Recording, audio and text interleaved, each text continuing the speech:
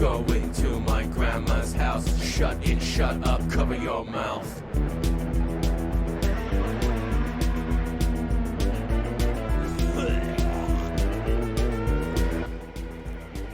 Okay, we are live. A few minutes early.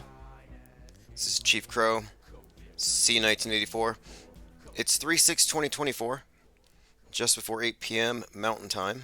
Infinite Plane Radio, open phones for unscreened minds, skeptical minds.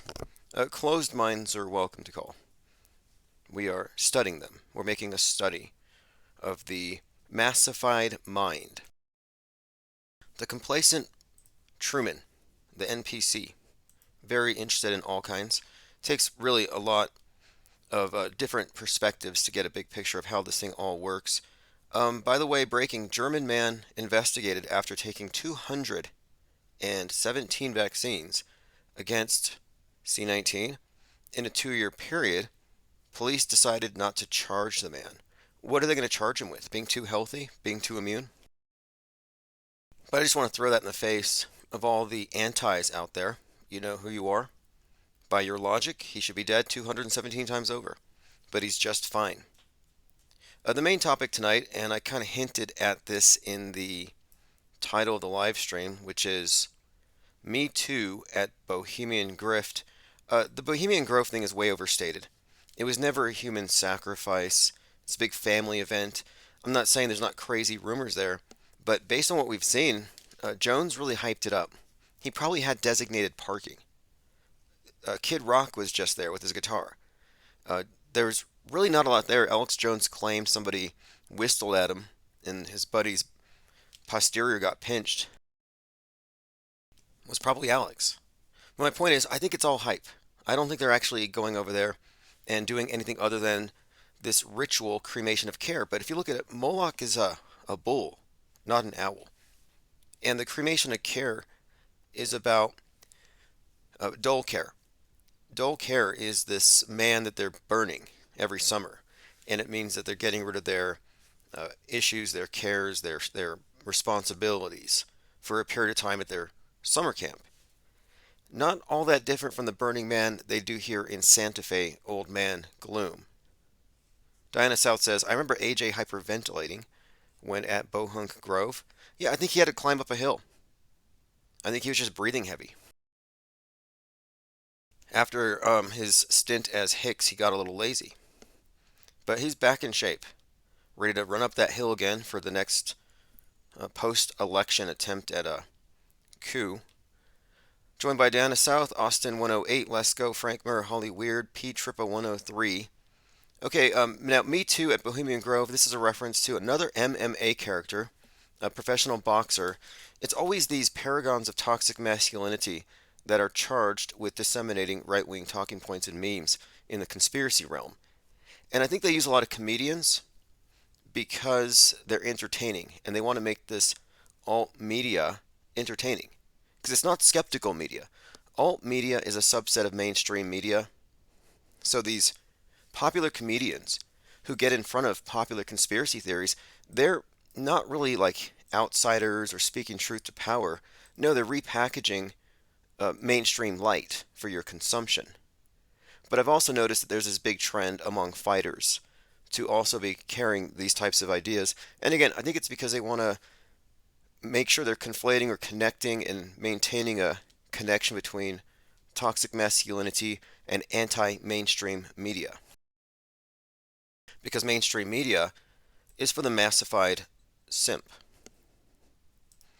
Professional boxer Ryan Garcia tells, and I think he's lying. Look, I think he's lying for clicks. That's why I'm saying it's Me Too at Bohemian Grift. Because Bohemian Grift, what I mean by this is that I didn't even pay attention to Alex Jones until he sneaked into Bohemian Grove. And I think it's mostly just like a scary campfire story. They never really produced anything. But anyway, professional boxer Ryan Garcia tells Andrew Tate that Bohemian Grove is real. And then he claims, quote, they held me down and made me watch little kids get abused. This is horrible stuff. If you listen to it, it's horrible stuff. And he swears a lot to convince you that he's not lying. And I think it's all for clicks.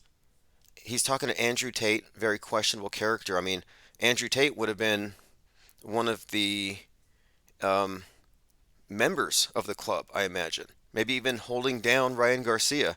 Like, why is he talking to Andrew Tate about this? But this is the story that's going viral right now, and even Alex Jones has questioned this person's mental state.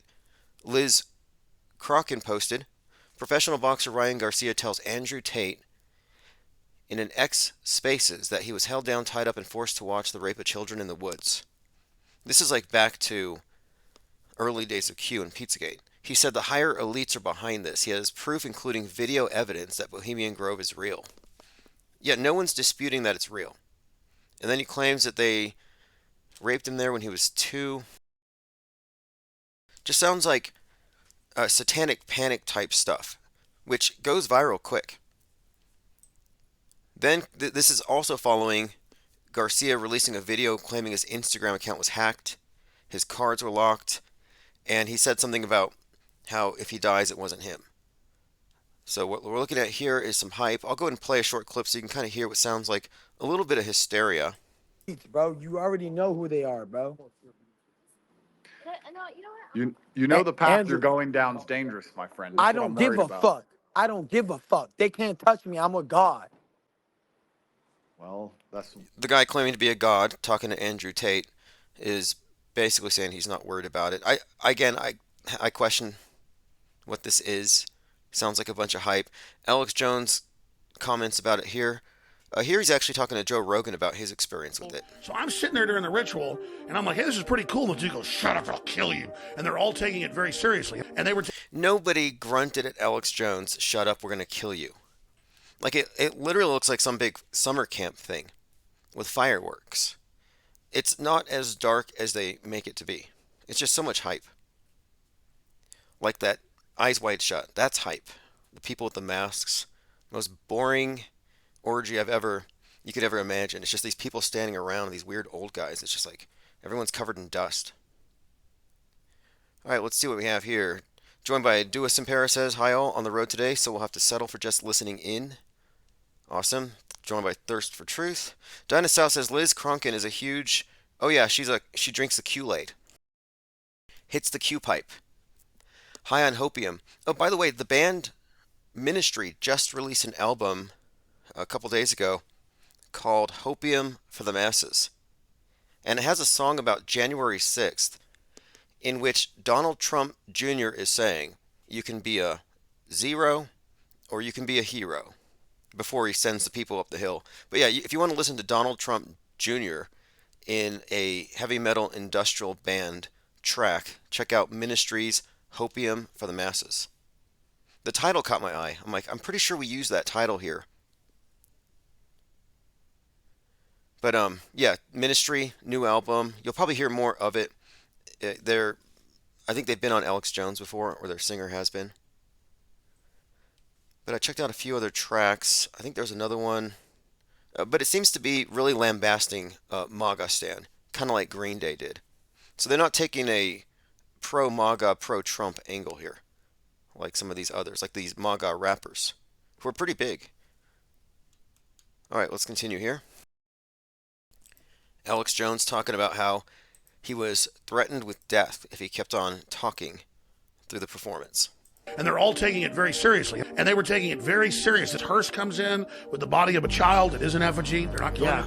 And well, it's just a bundle of sticks, right? Yeah, well, it looks like a kid. No, later, others infiltrated later that worked there and got us photos of it. It's an image of a kid. Look at that. Look at that owl god. So now he's claiming they actually burned a kid.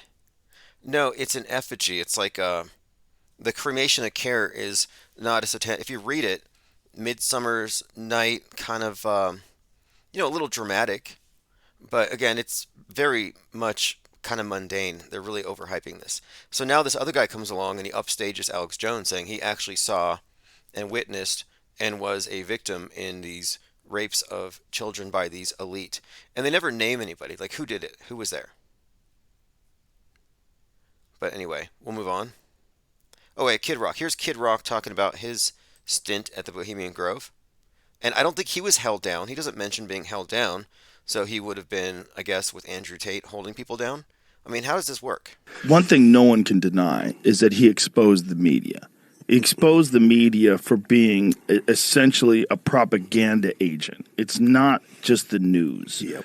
And to, So again, this is Joe Rogan on, or with Kid Rock. I'm fast forwarding to the part where Kid Rock talks about his. I think he was invited. allow people on the show to support that, to try to just. Well, anyway, for some reason, whenever I listen to Joe Rogan, I just feel a little self-conscious. I have to move past it. He backed up on the moon landing. That's really perplexing, really disconcerting. There's no way you can see through that and then somehow be convinced that it really happened. I mean, I guess it's money. What do you all think? Let's move on here. Lean Dion says no names, no lawsuits. You know who was pretty bold in naming names was David Icke in his Children of the Matrix. But then he threw in there, yeah, they do all this stuff, but they're also shape-shifting reptilians. The Queen is a 12-foot tall reptilian in her full form, which muddies the water quite a bit. He might have believed it. It's possible he believed it. But it wasn't sustainable overall. There was a period of time when Trutherville was obsessed with looking for evidence of reptiles on video.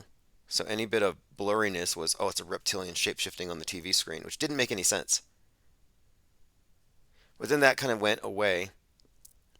Transvestigation kind of replaced the reptilian thing. And where are they at now? Okay, let's see here. Mango Penguin says Joe was a host on Fear Factor. Yeah, look, he's not someone. I don't look for any of these characters on the world stage for any kind of answers on anything. But it's just, to me, it's kind of mind-blowing that someone could deconstruct something and then be walked back into believing it. But what's even more perplexing are those who see through the fake moon landing but think the space station's real, for example. That's way worse. All right, let's see here. Holly Weird says, dead end narratives, entertainment, debate, confusion, all the emotions by design that come with it, so the real questions never get asked.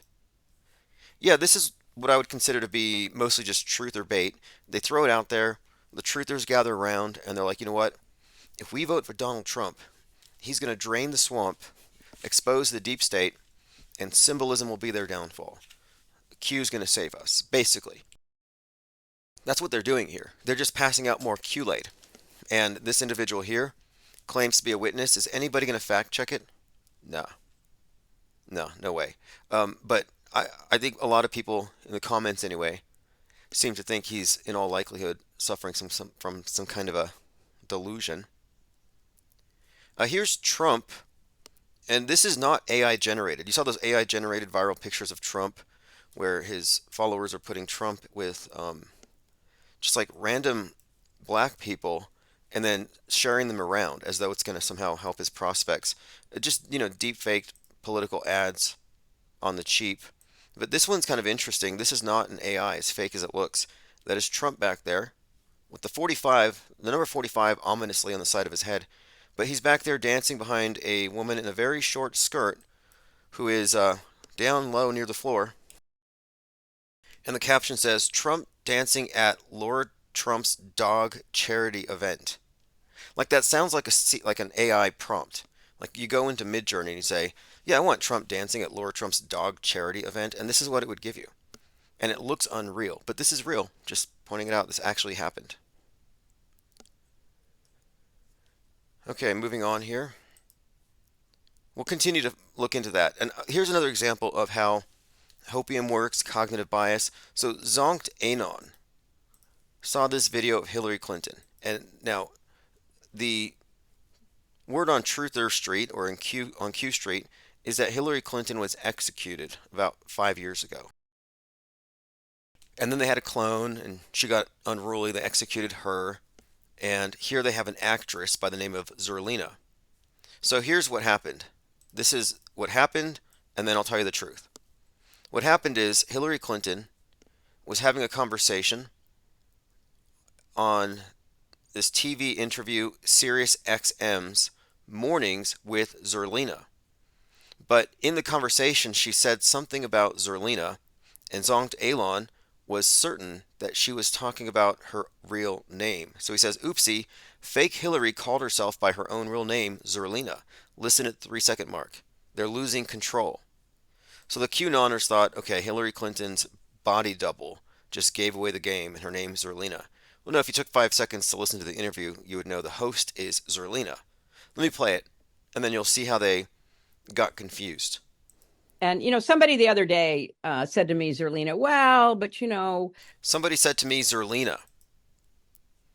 So, of course, they took from that, okay, this is not Hillary Clinton, this is somebody named Zerlina. Plain Hillary Clinton, boom, busted, deep state, Hillary's dead.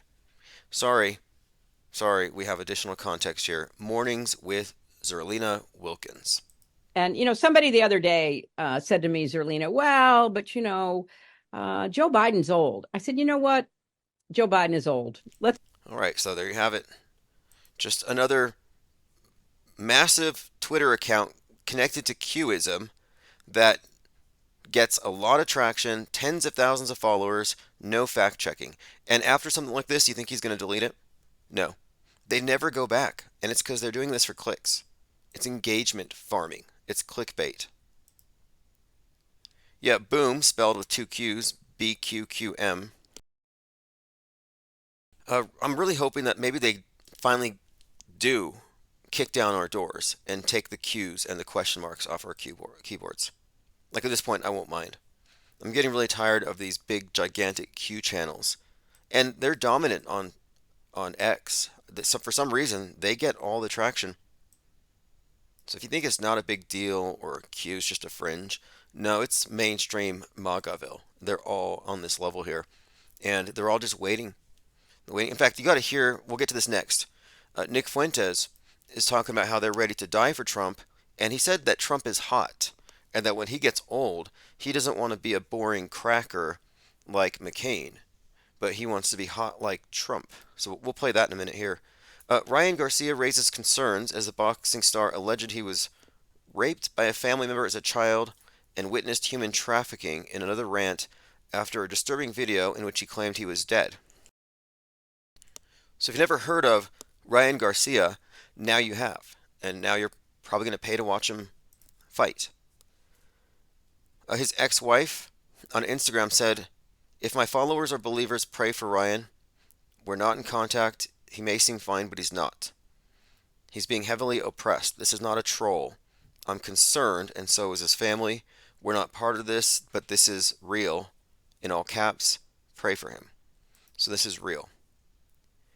Someone sent this to me. He's got a tattoo of the all-seeing eye on his right hand, which could mean he's under the control of the Illuminati, and he's constantly being reminded that he's being watched. Or he's in the club, and this is some type of political stunt, PR stunt, designed to sell tickets to UFC, which is what I think. What do you all think? Anyone here think this guy is truly a victim of some kind of weird thing going on at Bohemian Grove? Which again, I think it's hyped. Bohemian Grove is a nothing burger. Let's go ahead and just get over it. Okay, so check this out. This is very interesting. We have been noticing and talking about symbolism and architecture as it relates to the major psyops. And this is something that really stood out to me as intriguing. Someone shared this on X. The One World Trade Center, when viewed from near the base, is a pyramid. And this would have been intentionally inculcated into the design by the designers when they made this. And this adds just a little more confirmation to my assessment that this is a representation of the Tower of Babel and America, and America's secret destiny in which it falls. And what I mean is, let's just go over a couple details. The One World Trade Tower is 1,776 feet tall. The year of America's founding, 1776. The dollar bill on the back, the pyramid, has in Roman numerals 1776, which again correlates to the year America was founded. But more interestingly, on the Masonic calendar, Anno Lucis, Tower of Babel's construction begins 1776. So AL 1776, the Tower of Babel begins. 1776 AD, America begins.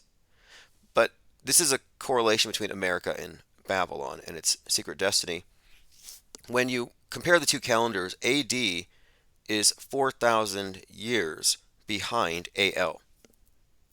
And this is all according to biblical lore and their timing for the flood and their creation. And, like the young earth thing would look at the stuff and it would make perfect sense to them. It's a different timeline.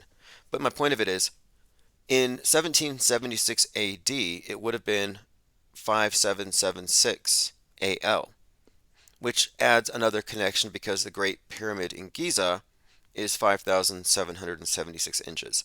So what we have here is a connection from the pyramid in Giza to the pyramid on the dollar bill to America to the building of the Tower of Babel and the One World Trade Tower and its height.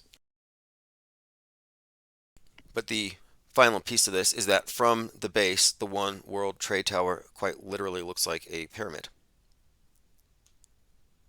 Not Shocked says David Icke now calls them sex shifters. Look, David Icke these days has really been going against what he calls the mainstream alternative media. I'm like, wait, how do you say you're not mainstream alternative media? I mean, I like his work. I do kind of miss the reptilian thing, but he believes in every single fake news event. They're all false flags, but people are dying. He's pretty much, he's not a big Q person, but everything that Q says is stuff that he's also recycled from the same sources.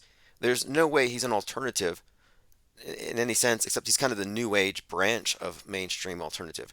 But outside of alternative media, the only thing you really have that could be considered an alternate to both main and alt would be what we're doing, which is skepticism. And there's no skepticism if you accept every news story at face value and then you add on your own special perspective so you can regurgitate it for money. Hollywood says David Icke is one of them. Well, David Icke has some interesting viewpoints because he was in the Green Party, and so he saw the whole green scam. It's like, oh, cool, he sees through environmentalism. He's one of us. Oh, wait a minute. He's a massive chemtrail pusher. And chemtrail shills don't have a leg to stand on. I've been confronting a lot of them. Look, High Impact Flicks. He's a chemtrail shill. There's only two possibilities here. One, he's making an argument from ignorance out of literal ignorance, and he doesn't know that he doesn't know. Or he is propagating a propaganda line designed to give the right wing their own version of climate change. So, wittingly or not, he is participating in the Psy-War, and he is promulgating a conspiracy theory on par with climate change, but he's targeting his own side with it, whether he knows it or not. Is he a fool? Is he a dupe, or is he an agent? And I don't follow dupes. I don't follow agents. And right now, there's not enough of us yet to put pressure on people to examine their claims and where they're coming from. But there will come a time soon. And that's when we can really highlight the schism. In fact, I want to widen the gap. We want to have a schism between the off-world stage and Trutherville. And the people who are going to cling to those guardrails need to be highlighted for reasons that will become apparent as we move forward and form this breakaway parallel media. But I have been calling many of them out because it's unconscionable. You're spreading fear-based propaganda to terrify people about something that doesn't exist. Like, how does that help? Moreover, your arguments are terrible. They're terrible arguments. The arguments for the belief in chemtrails are based on belligerent ignorance, ad hominem, very culty, shaming the people who don't believe, and they're just angry. Like, I went out today, it's nice and overcast, so I'm realizing there's a whole segment of Trutherville. They're just mad, middle fingers up at the sky, screaming and raging at it. I'm like, what are you so mad about? It's ice. Elon Musk says Biden flying 320,000 unvetted migrants into the U.S. sets the stage for something far worse than 9/11. Now notice this. The left wing is terrified about what? Domestic violent extremists, domestic terrorists. That's all they're worried about. MAGA ban. The right, though, is worried about external threats. Elon Musk is worried about, like even Tucker Carlson, dark aliens, scary aliens. But they're also worried about illegal aliens and immigrants in general, who have, by the way, higher birth rates. It would solve one of their problems. They're always talking about, we don't have a replacement rate here. We're dying off. Well, here we got a A lot of new people, and you guys are mad about it.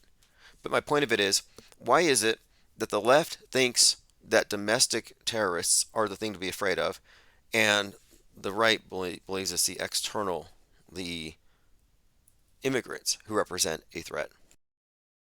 And another connection to this, because this is all Psy-War, and if it's bifurcated, if it's choose your own adventure, if you can look at the same quote facts and then pick a side and pick an interpretation, it's fake. That should be apparent by now. But notice too, 9/11 is associated with external terrorists. You know, Mohammed Atta, 33, lead hijacker, crashes into the tower 9/11, 8:46 a.m. 90 days prior on 6/11, which is an inverted 9/11, on 6/11, that would be the execution of Timothy McVeigh at 33 as well. But McVeigh is the domestic violent extremist equivalent of an Osama bin Laden or a Mohammed Atta, I guess you could say. So the 6/11 has been consistently associated with the right wing. Interestingly enough, that movie about saving the children, what was it? Oh, Sound of Freedom, was all about the Bible verse 6:11, like Timothy 6:11. And I'm like, wait, Tim Ballard 6:11, some Saint Timothy or something. But I'm like, wait, Timothy McVeigh. And then the right wing is all about putting on the quote armor of God. It's one of their mantras, which is another biblical, I think it's Ephesians 6:11. 6/11, 11/6, 11/6 is the date that the right-wing terrorists flood New York, flood the polls in the Batman movie. We've gone through all these connections, and it's very consistent. The 6/11, even the 1/6 thing. But of course, we're talking about how Musk is worried about immigrants doing a 9/11, and he's not even slightly worried about where it's really going to come from, the domestic violent extremists. And when they do it, when the next Timothy McVeigh sets off a bomb he got from Putin and it blows up off the coast of Seattle, and there's a 42-foot tsunami wiping out Kazakhstan, when that happens, they're going to blame X, disease X, Elon Musk. Oh, we're not blaming the nukes or the white extremists. They were just victims of the misinformation that you didn't filter out. And then we'll have the online equivalent of a lockdown.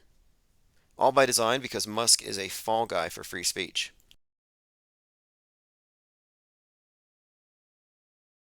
Lean Dion says 10:28 was the reported time of the second tower falling. That was the time on Marty McFly's alarm clock. You know those connections between Back to the Future? Yeah, the Back to the Future 9/11 connections, the Back to the Future Trump connections, it's voluminous. But the Twin Pines, Twin Towers, fascinating stuff there. 10/28, that's Bill Gates' birthday. It's also the day of the first Q drop. First Q drop was 10/28/17. A few other interesting connections with that number. There's an environmentalist who would change herself up to like a tennis net during some competition, and it said we only have 1,028 days left. Do you remember that? In fact, someone had done the math, and they said, okay, if we only have 1,028 days left, what is the last day in the world? What's the end of the world going to be? And that would be March. The countdown began March 28th, 2022. So, does anybody here have a Gematria calendar calculator? Tell me the number of days between. So, not 28 days later, but 1,028 days later will be June. No, yeah, January 20th, 2027. Okay, so we still have a couple years. I happen to think they're going to do the nuke in 2025. I don't think they're going to mess up the election. I think it's going to be 2025. And I think so based on some Christopher Nolan predictive programming in his Dark Knight Rises, where the character is told to put on a mask, not for himself, but to protect the people that he loves. Then he throws a COVID ball, smoke bomb, and creates a mushroom cloud. And of course, this is years before Christopher Nolan was tapped to do Oppenheimer. But he said, count to 5 and throw this. And I'm thinking, 2020 reference with the mask, count to 5, mushroom cloud, which would place it next year. I think it would just be too much for the, and something else too. There's so much going on that if they did a nuke, let's say on Wednesday, by Friday we'd be talking about whatever Ye's doing. There's just so much going on, and nothing is more significant than anything else. Taylor Swift losing her voice on stage is way more significant than Putin threatening to launch Satan 2 at us. And I think that next year things will be kind of calmed down comparatively. So when they do the nuke, we'll have nothing else to talk about. The next thing, anyway, is civil war. We're waiting for civil war to happen. Okay, I got a comment on Gilded from Cygirl about, yeah, they could do a staged hit on Trump anytime. They could also seamlessly remove Biden. But anyway, this is the interesting part. We're talking about how much of this world is faked and how, because I'm suggesting here things are way faker than anybody in the alt media would imagine. And it's a shock. It's a paradigm shock to really look at it from its full perspective. What are the implications of fake nukes? But anyway, she asks, how many people are involved with this movie's cast of thousands? What's the budget? My answer is the military industrial complex's budget really goes into the PSYOP entertainment complex. I mean, think of that $78 million a day. We're not getting $78 million movies out of NASA whatsoever. Where's it going? It's going into perception management. We live in a vast Truman Show. Coming up in a month now, total solar eclipse, 4/8/2024. This is the talk of Trutherville and the rest of the world too, and everyone's kind of nonchalant about it, but it's a state of emergency for some reason. Like, look at this. From Indiana, IDHS Resources, indiana.gov, Department of Homeland Security, before the eclipse, ensure you have a full tank of gas, ensure you're stocked on groceries, and have alternate communications. Now, what's going on here? They're suggesting that there's going to be an influx of traffic. That's going to be part of it. But everybody's going to be looking up. And it seems like there's a lot of hype about the need to be prepared for it, as though they're expecting something. And there are stages being set. I think right now in the New York subways, there's like 1,000 National Guard to make sure that the homeless population aren't stabbing people and shoving them into the tracks, which happens quite frequently. Nicotrauma says last year was 1,000,000% guaranteed, but 1 billion is way bigger than 1,000,000, so it's happening this year for sure. Okay, what you're referencing is the gambler fallacy. And this one's fascinating. And the idea is that the probability is always the same. And just because the slot machine, you lose, you're like, well, it's got to win. It lost 20 times in a row. The next one, it's more likely to win. But no, the likelihood of it winning after a long streak of losses, or the likelihood of it maintaining a winning streak after a number of repeated wins, it's still the same regardless. So this is a fallacy that holds a lot of people in prophecy cults. They're like, the fact it didn't happen last year makes me more certain than it's going to happen last year because we just ruled out another year. And so it's a fallacious line of thinking that has people kind of accepting not happening as evidence of it becoming more likely. It's paradoxical, but it holds people in doomsday cults for lifetimes. It holds people in queue. The storm is coming, the storm is coming. It's like, don't you realize the storm was January 6th? When Trump was asked about the storm, like, what do you mean by the storm is coming? He said, you'll see. You'll find out. Okay, you'll find out. Well, what do you think the storm was? The storm was the pre-planned January 6th extravaganza that would mark the end of his first term. Like, he knew it was going to be a big show. It's the finale, the season finale, The Apprentice season 33 or whatever he's on right now. He never stopped The Apprentice. He's still on it. Drawn by Elephant Tusk says started 33 minutes ago. Correct. Oh, phones are open, by the way. And if there's anybody here who can't call in but wants to have a conversation in Discord, I put the Discord link in the server. And I also put it in the newsletters. Elon Musk said something very gross. I kind of don't want to repeat it. Yeah, I don't think I'm going to repeat it. Should I repeat this?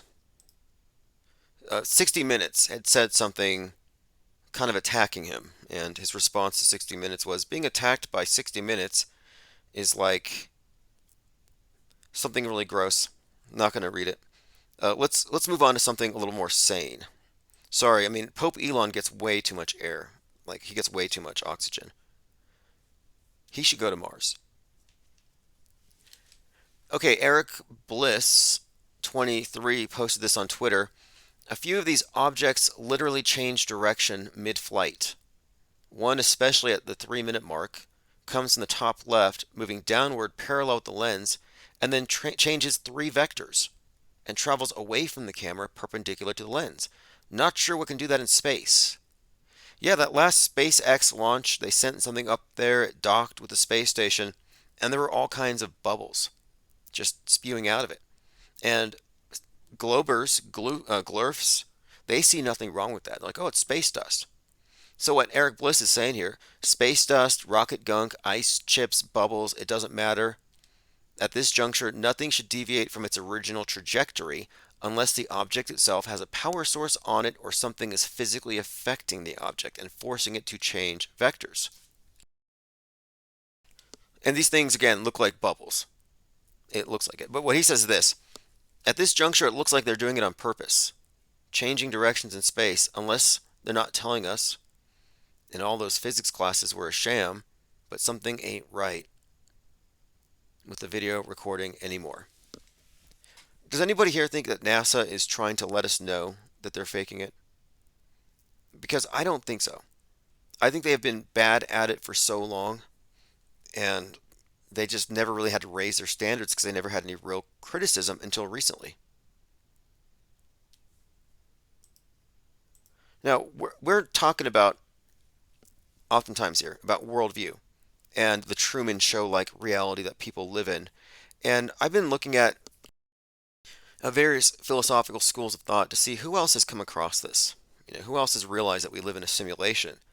Of course, no one else, having looked at this, would have been apprised at how fake the news media is, or how integrated it is with entertainment. They wouldn't realize the monolithic nature of government, entertainment, academia, and the news media, and how integrated it is with the sole purpose of creating our world stage, our internalized concept of the world. So they wouldn't have the full information. Like, I often rip on objectivists for becoming subjectivists once they plug into the TV.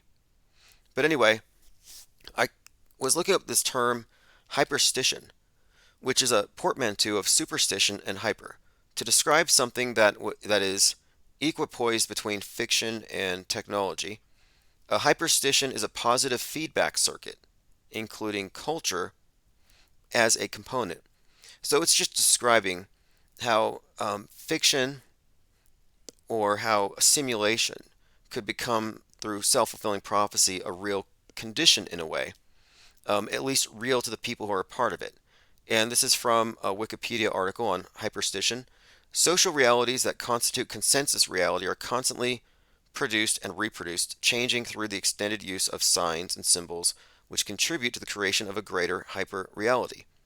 So what they're touching on here, I believe, would be what we call the world stage and the belief that people have in it, because there's nothing to challenge it.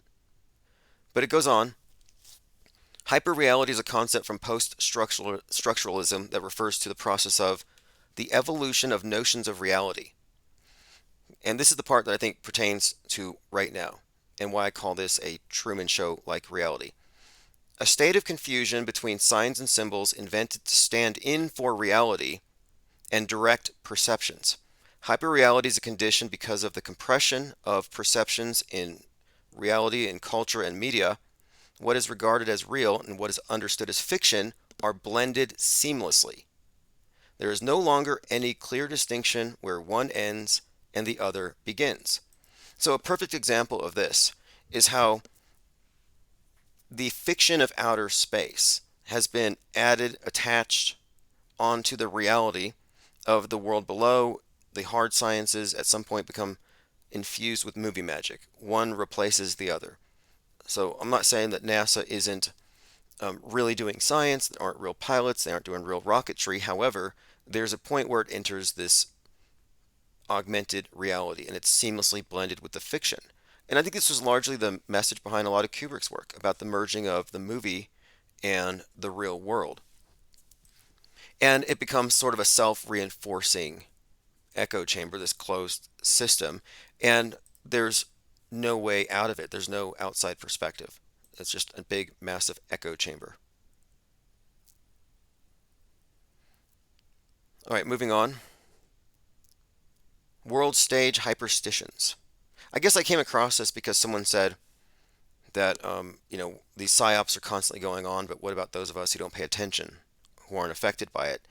And my answer to him, this was on X. And I like X because it is like a public commons and you can communicate with a lot of people at various levels of situational awareness. And I'm like, no, you can't not be a participant. You are, by nature of being in the world stage, in agreement with it, in this alternate reality game, you're tacitly approving of every augmentation they put out there. That your belief makes it real. Like I would say that the job of the soldier, you got all these soldiers in a standing army, even if they never fire a single round at an enemy, even if there's no war, just standing there believing what they've been told does its job. It maintains the status quo.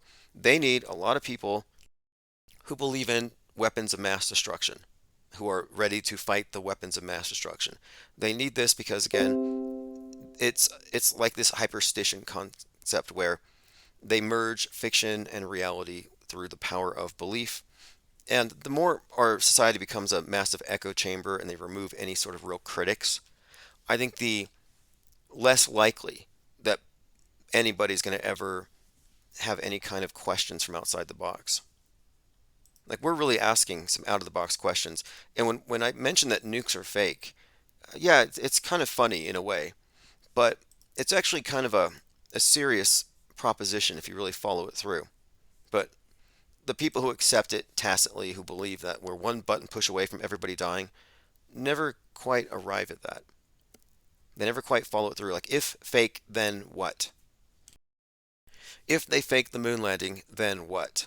Either the Russians don't know, or they're in on it. And it's not logical to think that America tricked the Russians to win the space race. It's not logical to think that they would somehow not call out America on this. And that's one criticism of the moon landing hoax theory. They'll say, oh, if they faked it, the Russians would have called it out. Yeah, that's assuming they're not working together. This is what I came across when I started wondering, why aren't the right-wingers, why aren't the NRA types, NRA supporters calling out the gun grab psyops, which is what I thought the school shooting psyops were. I'm like, how come they're not calling them out? You want to undermine CNN? Where's James O'Keefe? Where's Project Veritas? We have pretty good evidence here that there's a left-wing agenda to go after the right by going after the Second Amendment. And nobody would say anything about it. And I'm like, wait, you're telling me that Armalite's going to be fined or they got to pay $73 million and they can't do their due diligence and look up what a psyop is? Then I realize, okay, they don't call out each other's psyops because they're on the same side. That's when I totally stepped outside of the political horseshoe. I got off of the fringe right, alt-right, conservative, anything like that. Nope. Sorry, they're all in collusion. It's actually one group, one puppeteer. Lean Dion says Musk pushes simulation theory, which is a cover for the simulated fake screen world. We're not fake, it's all fake. Yeah, he makes it absurd. And I'm glad you brought that up, because Musk has recently been saying things almost like they're trying to dilute this conversation. Like, oh, we might go into the simulation when the technology advances enough with all this deep fakery. No, we're already in one. We're in a deep faked reality. It happened before any of us were born, before Musk was born. He's a character on the world stage. And what we're talking about isn't supernatural. It's not even all that difficult to understand. Like, we're not talking about simulation theory as in some kind of like literal matrix. I'm talking about the consensus worldview that we have does not comport with the real thing. And it's through this that they're able to manipulate people. They manipulate the simulation, the superimposed worldview that everyone's meant to share. But anybody calling it out as fake, is now going to be kind of conflated with these other ideas of simulation. And recently he's been mocking the idea that, for example, people still believe the news, LOL, or people who believe legacy media live in an alternate reality. These are talking points we would use, discussing the nature of alternate reality, ARGs, alternate reality games. But for him to say, legacy media types are in an alt reality, it's true. There are millions and millions of people who live in this alt reality. Just like you could point out people who are indoctrinated into religious worldviews live in an alt reality. What he's not pointing out is that he's speaking from an alt reality. Okay, moving on here. Mango Penguin says, who is legacy? Legacy media would be the major networks and anything non-social media.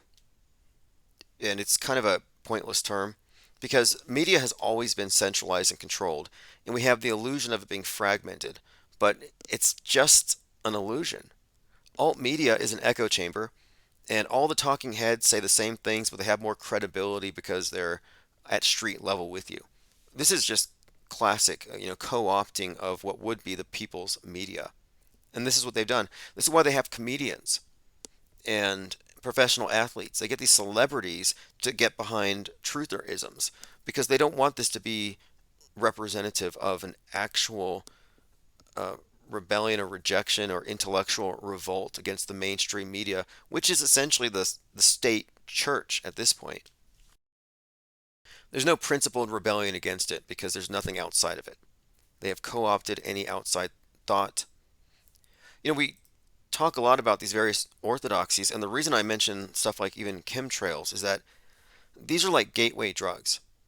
And if they can get you in on one issue that you can never solve, that will agitate you and convince you that there is an assault on your life right then and there, then you're now in a massive limited hangout situation. And a limited hangout is this idea where they know the truth is going to leak.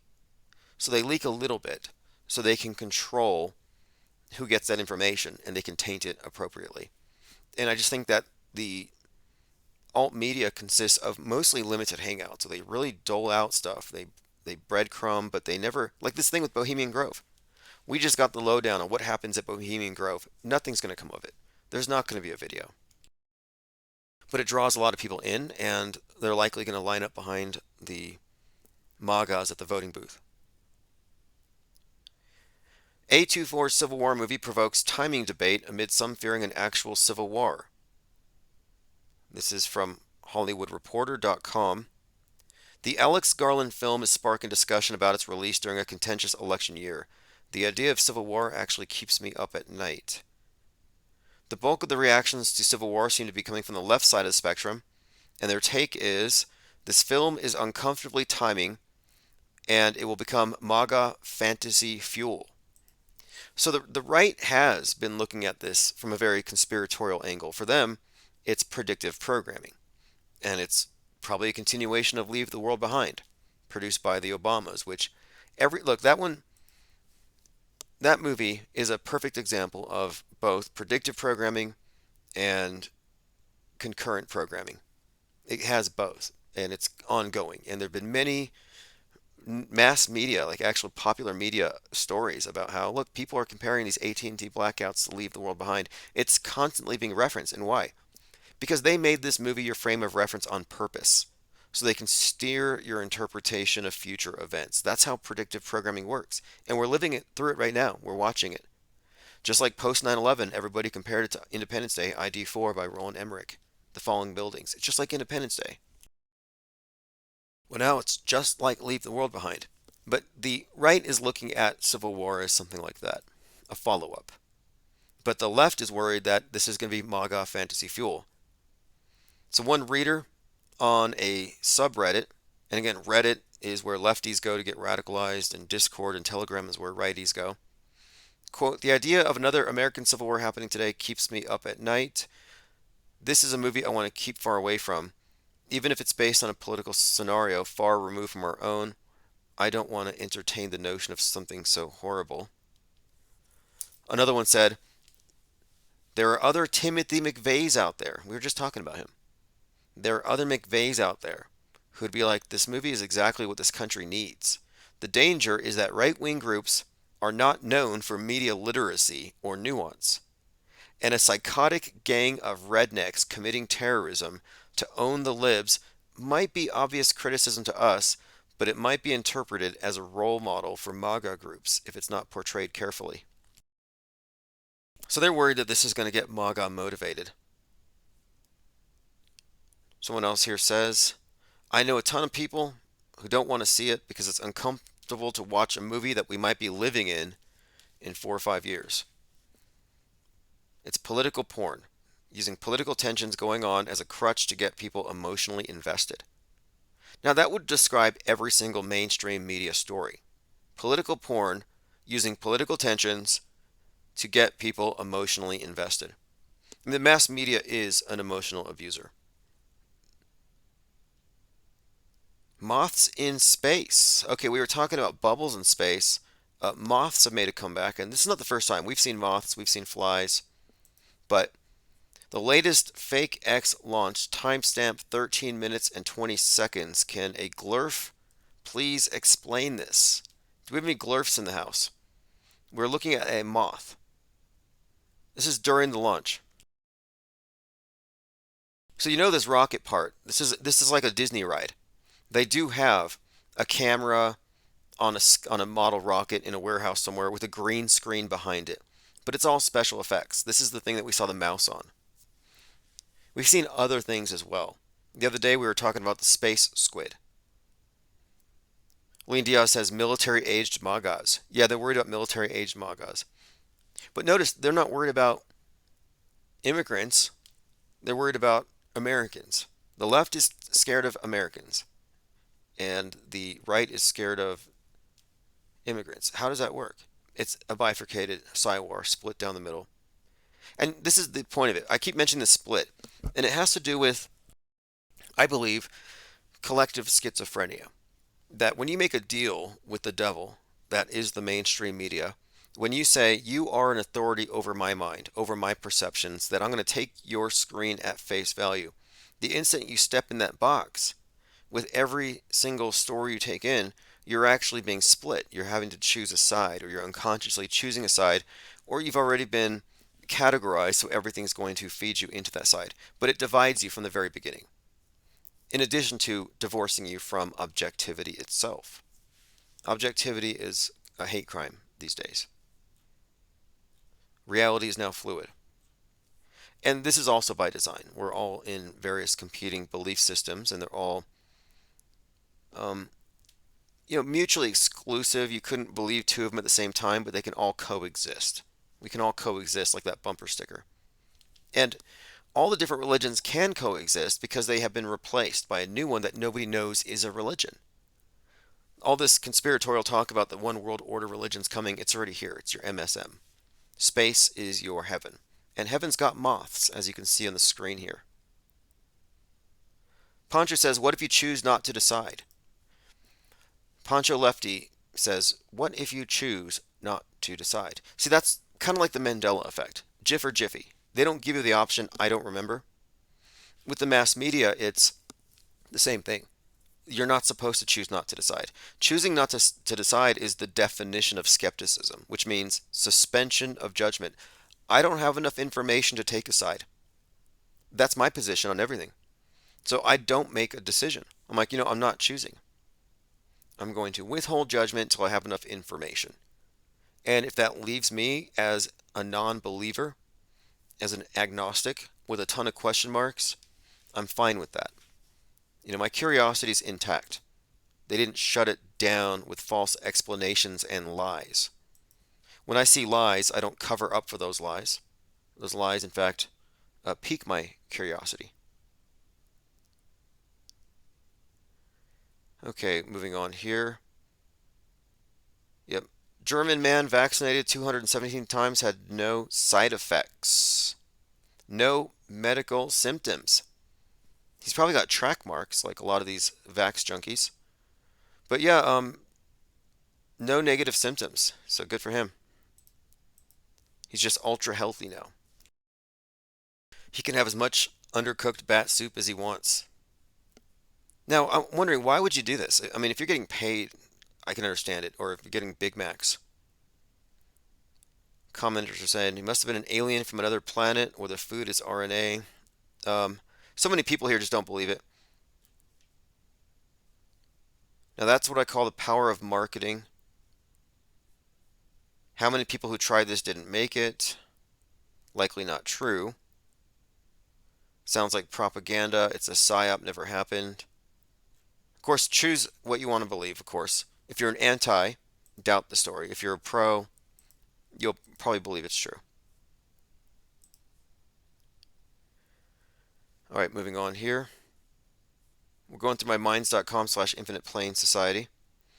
Governor Hochul to ban anyone from riding the subway or taking a bus who's convicted of a violent crime. National Guard will be at the subway for bag checks. So this is in New York. The subway is where you go, and if you want to look at some of the videos on Twitter, you'll find it's not uncommon to see people being shoved into the paths of these things. It's insane, but they're taking some action. Whether you're a commuter or a transit worker. Point one, I'm redeploying nearly 1,000 members of the New York State Police, MTA Police, and MTA National Guard to conduct bag checks in the city's busiest transit stations. Now, my only interest in this story here is simply that many National Guardsmen in the subways, it seems like they're setting the stage for a psyop. About the resources that we can bring to this situation. So we'll be having 750 members of the New York National Guard, as well as another 250 personnel from state and MTA police. You'll start seeing them at the tables, making sure that weapons are not being brought in, working in concert with our New York State Police, as well as our NYPD. Because no one heading to their job or to visit family or to go to a doctor appointment should worry that the person sitting next to them possesses a deadly weapon. They shouldn't worry about whether someone's going to brandish a knife or gun. That's what we're going to do at these checkpoints. Number two, I'm proposing that we amend New York State laws in this session in a matter of weeks. Okay, there you go. Dinah South says, under what authority does this witch deploy these guys to violate the Fourth Amendment? Yeah, that's probably what it's about. Getting rid of the presumption of innocence. And we've been hit with so much propaganda to suggest that, you know what, we can't presume innocence anymore. Someone in here mentioned, I believe it was Nicotramus, it's a placebo. You know, it might have been 217 doses of a placebo. And at one point, I was willing to just take the shot directly in the jugular just to show it doesn't matter. But I do think it might be the placebo, but I do believe in psychosomatics.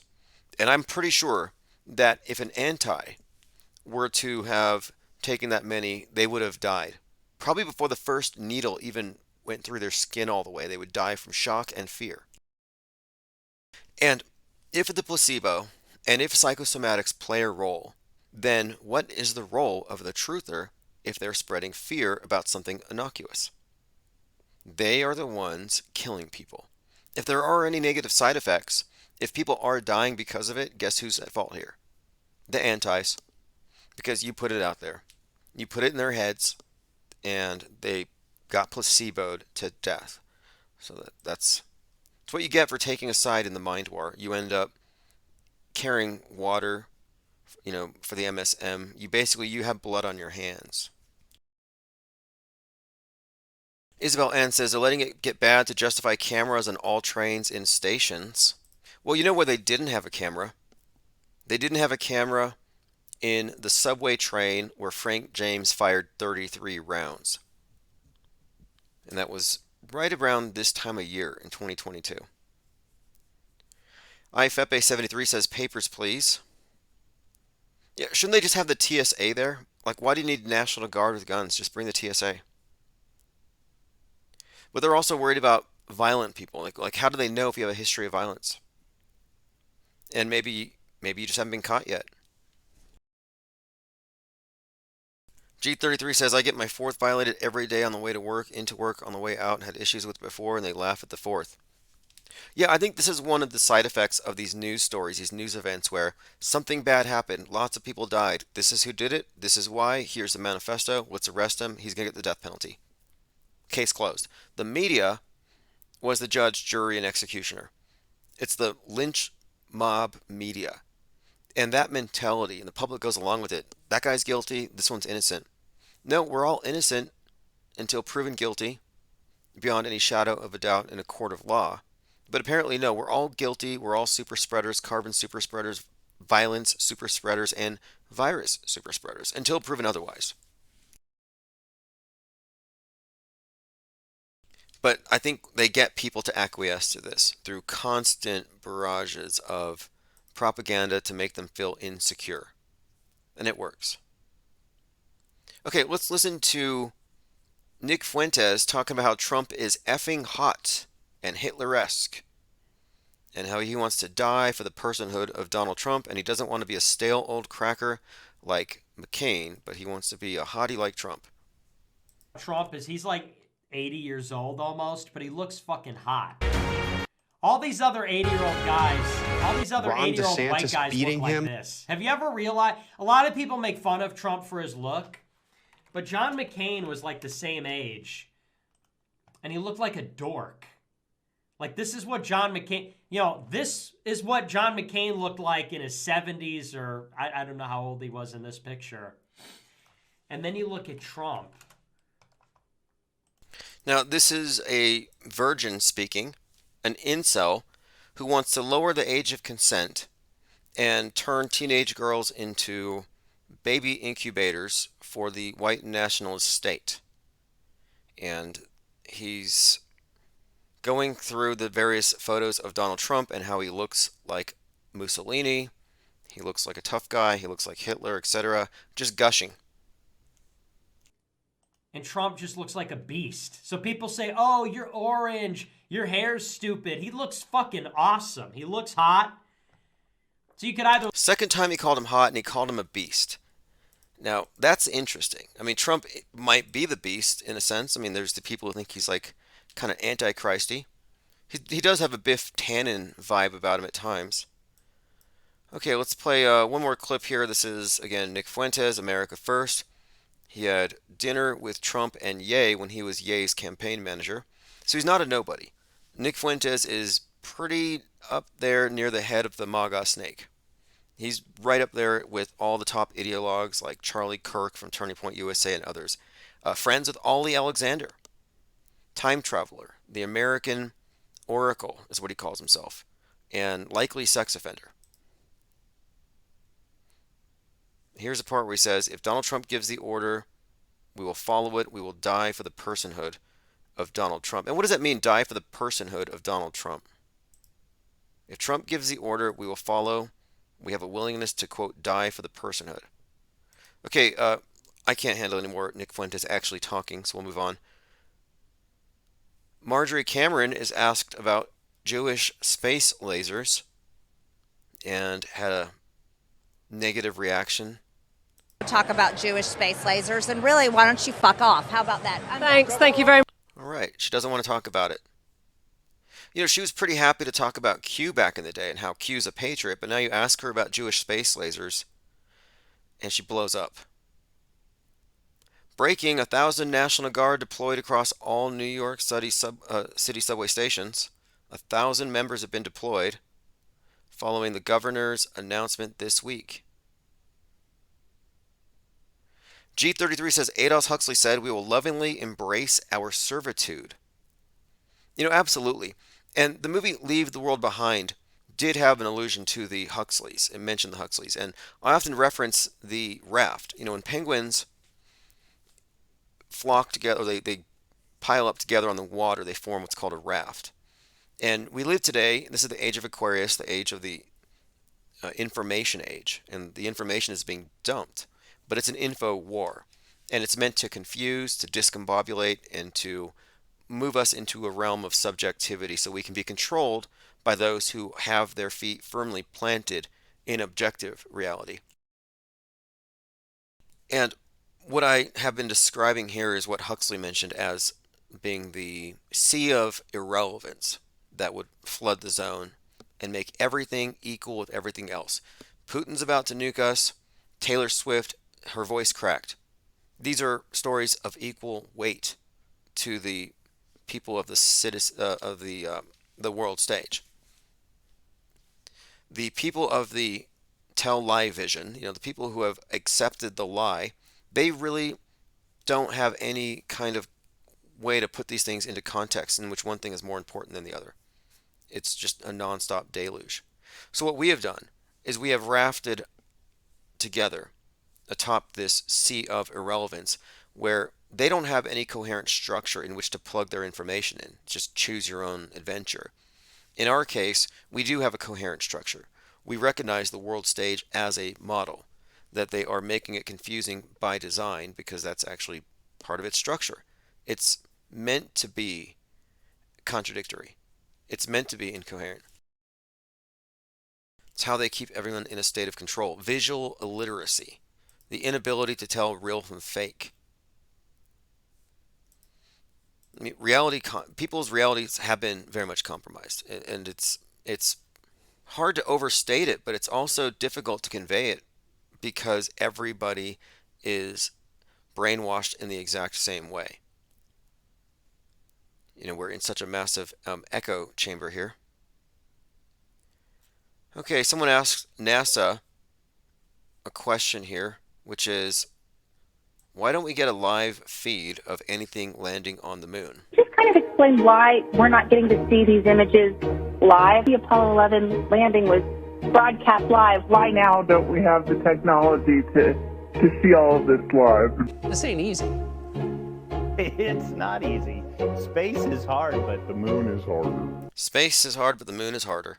I heard the moon's made of petrified wood. Have any of you heard about this? At least that's what I take out of the moon rocks being made out of petrified wood. What else could that mean? Stephen Colbert, and these late night government gestures are never funny. I think you hear the laugh tracks, you assume it's funny, kind of like, everything else. You don't pay it too much attention, it just kind of gets a pass. But looking at him now, this guy is just a pure government jester, a script reader. And this is meant to be comedy, but it's not really comedy. It's training people to laugh at the people who notice the truth. It's like the 2 minutes of hate. They tell you who to hate. But anyway, he's very misanthropic. He's internalized a lot of the self-hate that we're supposed to have internalized. And he's suggesting that maybe it's time for human beings to relinquish their role in the world as any kind of decision makers, and let's just hand it over to AI.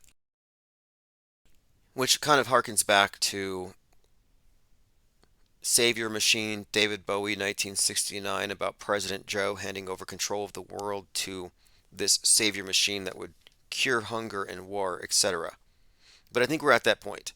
So here's Stephen Colbert kind of foreshadowing what's to come. I'm not that worried about AI. I just doesn't get my blood going to get worried about AI. I think of some positive aspects of it. I mean, I've seen how humans have handled history, and not great. And so he's talking to that individual who says that human beings are hackable animals, by the way. Make big decisions programmed by fellas with compassion and vision. I'm ready for the machines to tell us what to do. I'm ready for the machines to tell us what to do.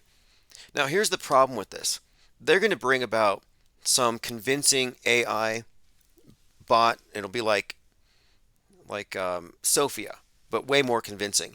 And people will listen to it. But it's going to be some guy in a booth somewhere with a microphone speaking through it. I thought about this for some time. It would be very easy for this area to be exploited, people's willingness to believe. And we're moving into a realm of, it's like idol worship in a sense. And all they need to do is convince people that a higher power has arrived and it can fix everything, and people will go with it. Yep, the Wizards of AI says elephant tusks. The guy from ChatGPT has a very world stagey name, Sam Altman. The Altman,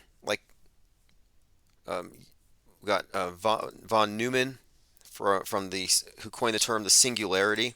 You know, a point where man's evolution is now in his own hands. But the idea, of course, of new man being implied with the singularity.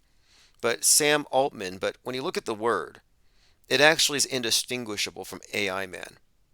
And he's the entrepreneur and investor known for open AI, which is suggestive here that, you know, like with Musk, we're dealing with somebody who's just fake, a world stage character, a piece on the stage.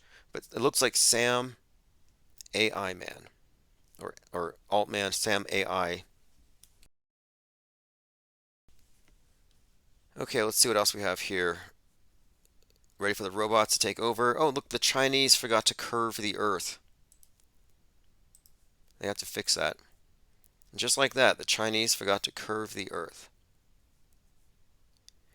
They're doing a spacewalk. There's a couple different takes on it that I have here. Not all spacewalks are underwater. And we're looking at a combination, a composite.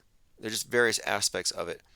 But the parts that are underwater are generally like the helmet cam view of the astronaut crawling all over the thing, tugging on cords, moving things around, looking busy. Jake the A-hole says, AI is the ultimate scapegoat for anything the elites have planned. AI can be blamed for any evil deed and the public will buy it. Tidal wave hit Seattle, AI did it. Yeah, they'll say that AI propagation of fake news somehow radicalized somebody into buying into some ideology. Then he hooks up with Russians, buys a nuke, blows it up beneath Seattle, right there off the coast. They've been hyping this up for some time, and they're exploiting the public's misunderstanding about what it is. But from a Metascript perspective, predictive programming, we can look back to the Terminator and Skynet. And it just seems like whenever the AI, the higher intelligence, whenever it shows up, it decides, you know, like in Wall-E, it's called auto, like autopilot. But whenever these things, or in the 100, it's called All-E, and it's this lady in red, but she's an avatar, an AI creation. But they arrive at this conclusion that, okay, we're taking over because man can't control himself, and we're likely going to have to depopulate, nuke the world, and start again with a seed population in an ark of some kind. Reoccurring theme in many of these stories. But what they're acclimating us to, of course, is that there is going to be this higher intelligence that isn't going to be influenced by emotions or greed. This is why they've given us characters like Trump. So they can point and say, hey, look, this is what happens when you get a corrupt, greedy human and put him in the position of power. Robots, AI, yeah, they have no need for such worldly things. They're objective. So they're trying to convince us again that you have a pure mind, because human beings are, of course, not pure. G33, Terminator, excellent programming. Yes, and that's also James Cameron, who did the Titanic, where it splits in two. One of them goes vertical, people jump off like the Twin Towers. And on 9/11, James Cameron was at the site of the Titanic, filming Ghosts in the Abyss. The Abyss and 9/11 are both referenced in Revelation 9/11 about Abaddon, the destroyer, or Apollyon in the Abyss. Apollyon means Terminator.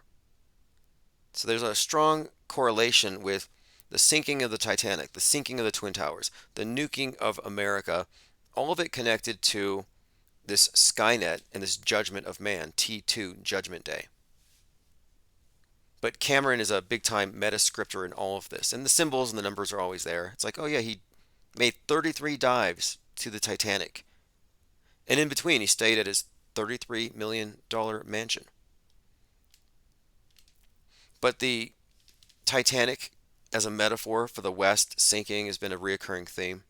They kind of brought that back with Leave the World Behind when the oil tanker called White Lion crashes into America. And that has just so much programming built into it. White Lion, first slave ship, it crashes. This is emergency broadcast 1619. 1619 was the year of that slave ship, White Lion. But it was an oil tanker, suggestive of climate change coming to finally, our chickens are coming home to roost, like Obama's pastor had said. Like, America's getting what it deserves. It's reckoning for its overconsumption of fossil fuels, climate catastrophe. America's getting what it deserves for the slavery and for what it did. All of its original sins are going to be highlighted now at this time with the 1619 versus 1776. The Civil War is going to go back that far. That's what they laid out in Leave the World Behind. But the idea here, of course, is that America is the Titanic that's about to sink. The Tower of Babel is about to fall. And that's why the movie had planes falling like crazy. And it had references to Donnie Darko, which came out on 119. Lots of 119 references, planes falling, which 119 was the day the Space Station movie came out, which falls, of course. Elephant Tusk says, the world has never been more insane. Jake says, why is nobody afraid of Middle Eastern terrorists anymore, but they're scared of AI? Yeah, that's what I mean. Whatever we're told to be afraid of. Scared of AI. I notice there's this tendency of some to look at it with suspicion, like artists and others are like, do we use it? Do we not use it? Is it the end? And like, you know what? You're already using high-speed internet. There's no reason not to embrace this new labor-saving device. They're so far ahead of us. You have to stay up. Like ESPN hiring a bunch of, well, not hiring, using a lot of fake authors that don't exist to write these stories. Elephant Tusk says they have digital twins of all of us. Yeah, I was thinking if Elon Musk does start sending people to Mars, the rich people who want to escape the Civil War, all he has to do is get them to buy the tickets, and he could just delete them, whatever it takes. Wood chipper, exterminate. He could just, basically, what I'm saying is, it sounds kind of diabolical, but, he could take your money, you disappear, and nobody would know because your digital twin is going to be super happy up there on Mars, and nobody would know the difference. There's a movie or a TV series on Amazon called Upload about this digital afterlife that you can opt into if you don't want to go to the traditional version of heaven. And while you're there, unlike heaven, in the digital version, your family can interact with you with a VR headset and an app. New Ghostbusters Frozen Empire comes out on 3/22. Anytime I see Frozen, Frozen Empire, Game of Thrones, Winter is Coming, I think Nuclear Winter, which is all tied into The Division and Tom Clancy. Okay, let's see. Some breaking news here. It looks like Hannah Reid, the one who gave Alec Baldwin the .44 that he used to shoot the guy that had Donald Trump's birthday and to also kill Helena Hutchins, she has been convicted of involuntary manslaughter for the fatal shooting of cinematographer Helena Hutchins by Baldwin. So she's been convicted. We looked at the story. It's all definitely fake and staged. It happened close by here. Fascinating numerology. Stage Union 44. Gun was a 44. This girl who is now convicted of manslaughter. In the picture, she had a shirt that had like an upside down cross and it said sinner. And on her belly, on her abdomen, she had a tattoo of a big black spider. So I'm like, spider, sinner, upside down cross, hands him the gun. This thing happens. There's something going on here. Some kind of subtext. And weirdly, after the shooting, Alec Baldwin's ex-wife Kim Basinger was spotted at a quote goth club dancing. That's how she responded to her husband shooting somebody inadvertently by an accident, by dancing at a goth club. And I thought, there's got to be a connection between this Hannah Reid and Kim Basinger and Baldwin. Did they set him up? And it turns out that there's some predictive programming for this. There's a scene in Wayne's World where Garth is being coerced by Kim Basinger to kill her husband. Just kind of a weird subtext. But I'm looking at this Black Widow spider on her belly and I'm thinking that's kind of odd. So I had my eye on this. Next thing you know, and this was after the scene and they're taking it down, on the Rust movie set, one of the crew members was bitten by a spider and they thought they were going to have to amputate his arm. Rust crew member may lose arm after spider bite on set. They might have to amputate. Rust member hospitalized. Anyway, they ended up saving his arm, but I'm saying it was kind of strange that Hannah Reed had this tattoo and all this kind of like imagery around her, and then this guy gets his arm nearly bitten off. Or rather, I guess it would have been... Here we go. This is the shirt. It says, always a sinner, never a saint. It's got the devil hand and an upside down cross. Normal stuff, completely normal. And you look there, she has a black widow spider. Very ominous. Also the bricks behind her, very suggestive here, very Mason-y, as we might say. Thank you, Multi C0 Dagger. We appreciate the support here. And, as always, this think tank is a product of everyone's effort. Our comments, our thoughts, our research, pulling it all together into the raft. And we're about to swell in size. We're going to blow up here very soon. On 3/11, I get the next batch of Autohoaxology 101. And I got an email this morning. This was kind of random. I was just, by coincidence, I was actually having a conversation about how it'd be nice if I could find somebody to read some audiobooks, because audiobook readers are constantly bailing on me once they start reading the texts. Like, they don't want to be attached to it. Well, I got messaged that I was going to be part of a beta test with virtual readers for audiobooks. So any of my books on Amazon can now be converted into audiobooks with a click of a button. So Secret Religion of the Elite and Autohoaxology 101, these are all going to be audiobooks. And I think it only takes like an hour for it to be produced, which is way faster than finding someone to do it, getting a royalty agreement made, paying them, having them record it, a few weeks later, listening to a preview, submitting it, getting the approval. It takes months to get an audiobook produced. Now, it takes a few minutes. And I don't have to split royalties. And it's using Amazon or Audible's own proprietary software, virtual readers, so they sound real, cutting edge stuff.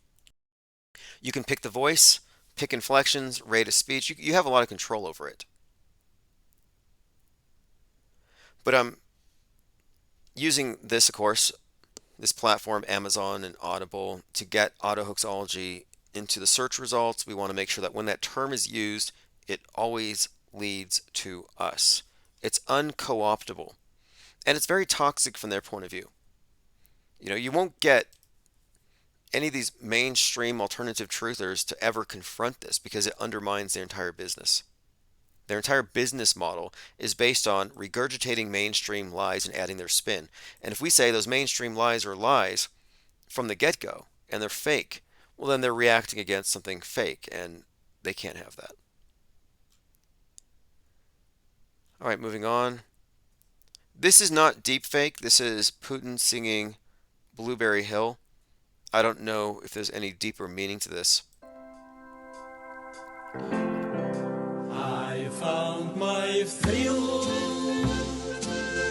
on Blueberry Hill. On Blueberry Hill, when I found you, the moon stood still on Blueberry Hill. That's Goldie Hawn. Kevin Costner. What was he recently on? Kevin Costner, by the way, he was in Dances with Wolves. And if you've watched that Avatar 2 James Cameron film, it's just Dances with Wolves all over again. Totally a ripoff. Yeah, I don't know what that was. It just showed up in my feed. Here's Ye talking about something. I guess this is sort of related to that boxer who said he was abused at the Bohemian Grove. Ye says they control Shaq, Charles Barkley, LeBron, and they control Jay-Z and Beyonce, but not me. Michael Jordan's dad, Bill Cosby's son, people go missing in Hollywood. Minister Farrakhan, I love you, but the way you read that, I took that as a slight. You know what I'm saying? I'm taking no disrespect from nobody, so let's get on the phone and let's talk that out. I don't care who you are. I ain't taking no slice from... There are times when Ye comes across as authentic. We talk about these characters, these world stagers, but there are some characters, some individuals who could conceivably not be in the know. They could be insulated. And I would specifically point out those who are born into it, whose parents are part of some organizations. Like I think he's the son of a Black Panther. His father is deep in media. So there's just some examples of characters like Pete Davidson, for example, whose father was one of the stars of 9/11, who died at 33, quote, died. And it's possible that you're raised in this. There's no way they're going to tell you how it all works when you're a kid. You're not born with a security clearance. So when I look at someone like Ye, and you look at the people following him, he's being stalked, gang stalked, gate kept. I think there's a chance that he could be like basically Truman in a Truman Show, and he has an inkling that something is off, but he's not able to put the pieces together. All that away. Still, Forbes, who hate me, right, had to write net worth 400 million. Jesus is king. God loved me. That's more important than thinking alive. Anyway, moving on. This is just being brought up in relation to this Ryan Garcia. Look, I'm going to point this out. High Impact Flicks says, I appreciate that people are staying focused on this. And this is a reference to somebody having a picture here of condensation trails behind planes. This is not something you can stand on. Like when I said the other day that chemtrails give you AIDS, I was being hyperbolic, but I was making a point that this entire premise is hyperbolic. It's all exaggeration. It's not something you can stand on because it's an argument made against a backdrop of decades of research that automatically contradict the premise, and it shoehorns you into an alt climate change belief. But some of these big channels like High Impact Flicks, why are they doing this? Are they shilling, or do they just not know? And then what I'm going to find most interesting though is, will these big channels be capable of saying I was wrong all this time? That's what I'm looking forward to. Like, can somebody at that level, can they even handle it? Or would they just break? Will they have to stand by it? Will they have to cling to it? Anufal says, ma chemtrails. Yeah, exactly. Ma chemtrails. Ma climate change. Any ma. Whatever they're clinging to, these bitter clingers, my dead people, my fake dead kids. I got people covered in theatrical blood, rolling on the ground crying. And it's like, I don't care about this issue. How dare you not care about my issue, my current thing? Look, you don't care about it. You say you care about Lahaina and Madu kids who were zapped by Chinese space lasers, but the next day, you're talking about Taylor Swift and how she's going to ruin the election for Trump. Like, you don't care. The people who pretend to care don't care. Okay, let's see here. Donald Trump, low on cash, meets with Elon Musk. Rolling Stone. Rolling Stone has got Trump derangement syndrome. Main conversation today, Ryan Garcia doing the Me Too thing about the Bohemian Grift. And here he is talking to Tate about how he was forced to witness bad things happening at the Grove. Oh, fuck, bro. They held me down and they made me watch little kids get raped. I don't give a fuck anymore. Where? Bro, they fucking took me to the fucking woods, bro, and they fucking... All right, well, that's, again, Ryan Garcia talking to Andrew Tate, who you can trust because he has 33 Bugattis. And, again, if Andrew Tate was there, I think he would have been probably one of the people restraining others or something. I mean, he's one of the baddies, I'm just saying. Based on his background. Like, he seems like he would have been an invite. He had his designated parking alongside Alex Jones. But the story here is professional boxer Ryan Garcia reveals he has proof Bohemian Grove is real. Yeah, it's real. But that he was watching this stuff, come on. Obviously, we're looking at some kind of a delusion or some type of attention-getting behavior, but that doesn't stop people from spreading this information because it confirms their bias. Like that clip where Hillary Clinton mentions the name of the interviewer and they assume that that's the name of the actress playing Clinton, and she accidentally gave herself up. Illusion Warfare posted this: inflatable HIMARS in Ukraine. Look, inflatable F-16s, decoy models, planes, rocket launchers. So many examples. Let me go ahead and play this clip. They're made by Inflatech, a company in the Czech Republic. The company says it has more than 30 different types of decoys, ranging from tanks to armored vehicles, aircraft, and howitzers. The company even makes a model that looks like the US-made HIMARS rocket systems. They're made by... Okay, so the question is, when Ukraine puts all these inflatables out there, are they tricking the Russians? Like when America faked the moon landing to trick the Russians. Did the Russians not know? Do they not read American conspiracy theories? My point here is that the fakery is ubiquitous. They're not fooling each other. They're fooling the cameras by design, because the cameras are part of this production, and they're fooling the people. That's how this works. The decoys are to fool the Trumans in their Truman shows. It's not meant to trick the other side. If this was some big, deep military secret and they're tricking the other side, it wouldn't be on the front page news. Mango Penguin says, do they rent them out for parties? Right. But I'm like, this is hilarious. And what Illusion Warfare says is this, and this has been going on forever. Decoy tanks, World War II, fake military bases, fake ships. You got endless examples. Mass casualty simulations. Fakery is the rule, not the exception. It's not a mere tactic.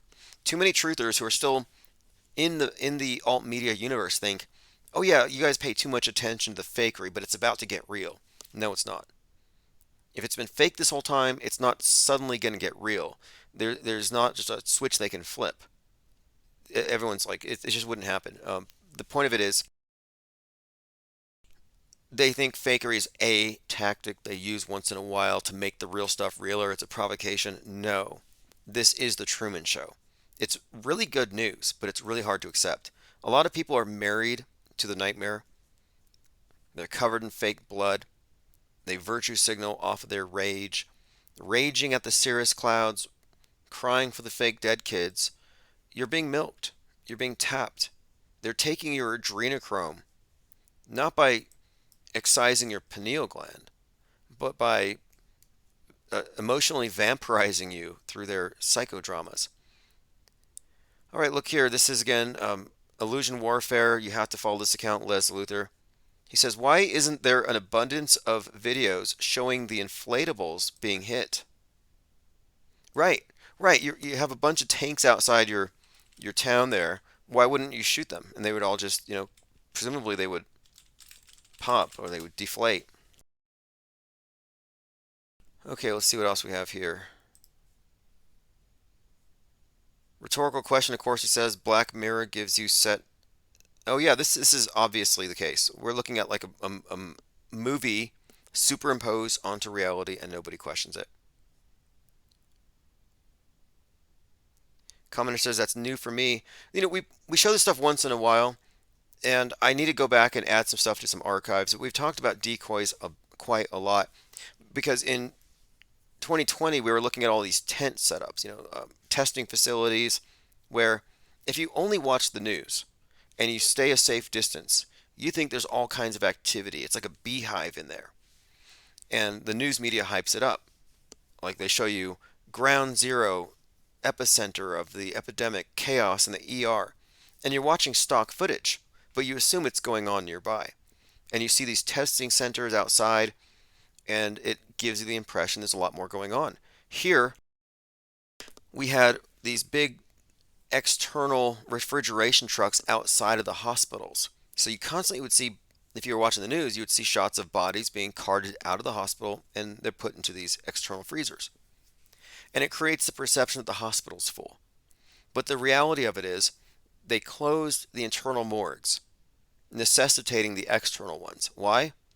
They said it was because they wanted to reduce the transmission of the you-know-what, but the fact is, it was for theater. The empty testing centers, nobody's really using them, but from a distance it looks like they are. So I would say that much of what we experienced then was a decoy operation.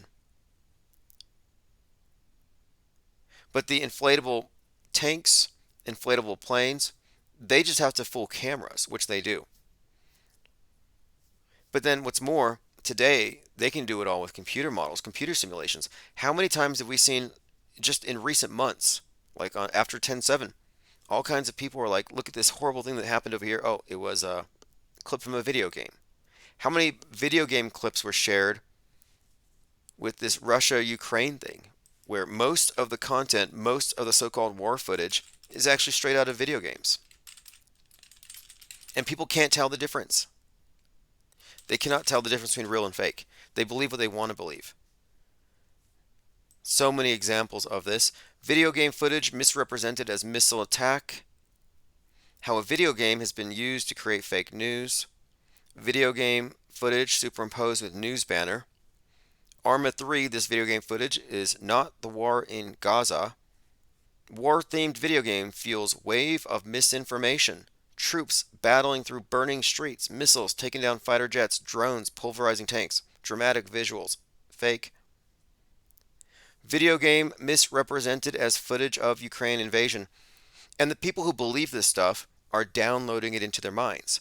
Believers, not skeptics, the believers just absorb it. They believe it, and they tweet it, and they move on. They don't go back and fact check it. They just consumed it.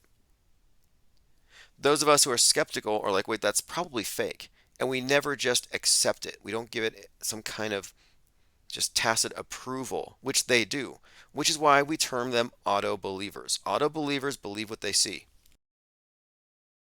What we are doing here is the complete opposite. Oh, let me turn the ringer back on. I think we just had a caller. Okay, phone's on. Phone number's on the screen, 505-349-0420. These are just a few examples, and I just searched with keywords video game war footage. Post shows video game footage, not the war. Now, if people can be fooled, and this is a question that I raise in Autohoaxology 101, are you dupable? Your answer is yes. If you're answering no, you're naive. But if people can be fooled with video game footage and confuse it for real war footage, then is it possible that people could be fooled with fake space travel? Or is that not possible? Oh no, we could be fooled with video game tanks and video game drones, but no way they could fake space. No way. It'd be easier to go to Jupiter than to simulate it in a movie. They will make these arguments all the time. But it's choose your own reality, piece it together. There's not any real fact checking. James Hawk says, the moon landing was real because I saw it on TV. Yeah, it's called CSAY. CSAY, the visual equivalent of hearsay. Hey, what's up, caller? Hey, what's going on, Tim? Just looking at the decoy operations that people misinterpret as real. Yeah. Just, people just believe anything.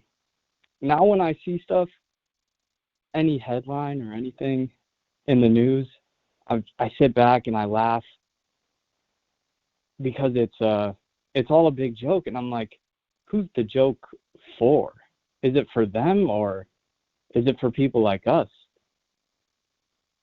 I hear this quite a bit, and I don't think we are welcome insiders. I don't think we're meant to be privy to this information.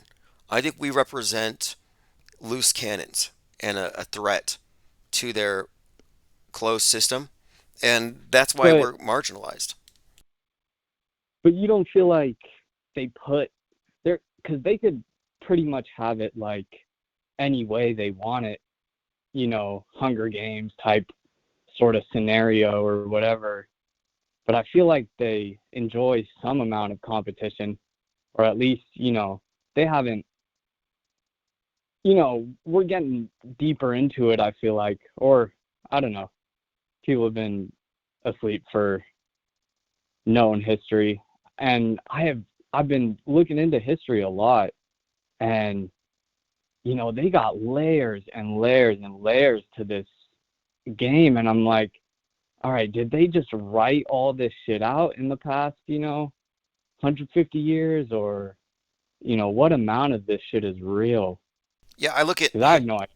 Well, if history is written by the rich and powerful to tell their story, it's Big Brother's story, his story, and media is the same, then I think it's safe to say that history is just a record of mainstream media going really far back. And so you can trust it if you want. I trust it as much as I trust mainstream media. That makes a lot of sense. Yeah. Yeah, because as you say, the fake events of today are histories, or, yeah, they're going to be in the books. And oh, yeah. all a bunch of bullshit. Yeah, isn't that wild? Like, we can spend years, I mean, we could spend years and years and years deconstructing these events, and we know, like, we have knowledge on the matters. So we're not, is it real or fake? We're way past that. But I do so in full knowledge that the official version is going to be in textbooks, and they're going to be graded on it. And if they don't answer the lies accordingly, they're not going to pass. Like, that's the power of this thing. They know that what we say will eventually be scrubbed or burned. And alt media is designed that way. They're burning alt media all the time. But yeah, in the end, I think they win. That their story is the final version. Yeah, they're slam dunking on us. And I think the only way out of it would be for us to, learn the sciences and the magic and, compete with them on that level, because these people are out of hand. Well, my focus is definitely that. We're reverse engineering the mind control, cult mind control, covert influence, perception management, all the manipulation. I think that's the starting point, is undoing all of that first. Because if you haven't undone that, you're in no position to challenge the dominant story, and alt media is lost. And the only people who have any chance of unraveling it are the people who aren't falling for those counter narratives. You're killing it, and the IPS is killing it. All the music, it is the only way really to free your mind, because if you're still believing, if you see, Alex Baldwin shoot some lady, and the first thing you think is, oh man, Alex Baldwin just shot some lady, that's crazy. And not, I chuckle when I see shit like that.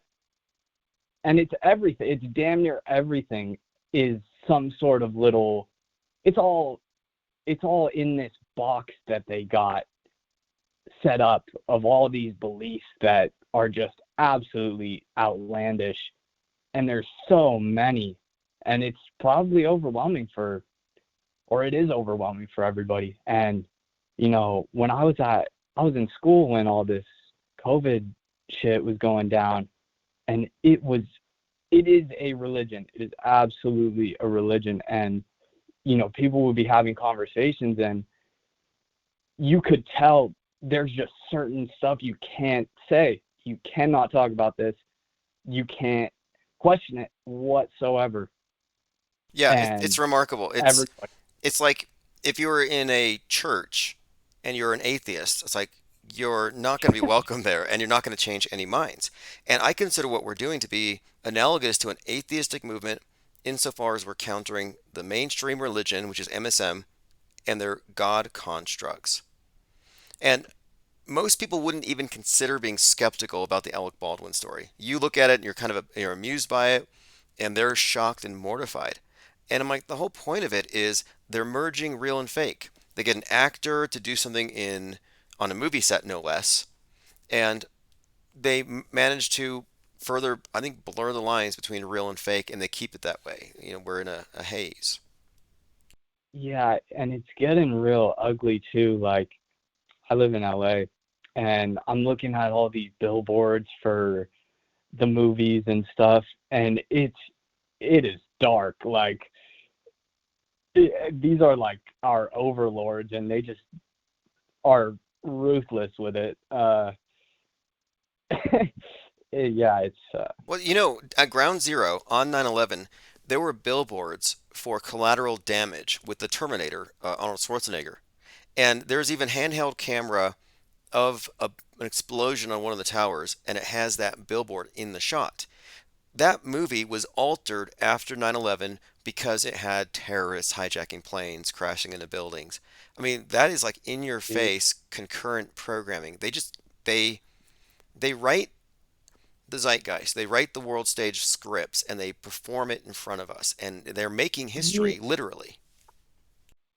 I can see it. I can absolutely see it. And the way they're rolling it out too, it's so you know, they'll ramp some stuff up and then they'll cool down, and then yeah, the way they have it where it's just week by week, you know, they're just moving along through time and slowly, you know, getting towards their master plan, which looks like it's going to be a lot of, you know, climate change shit and that whole agenda.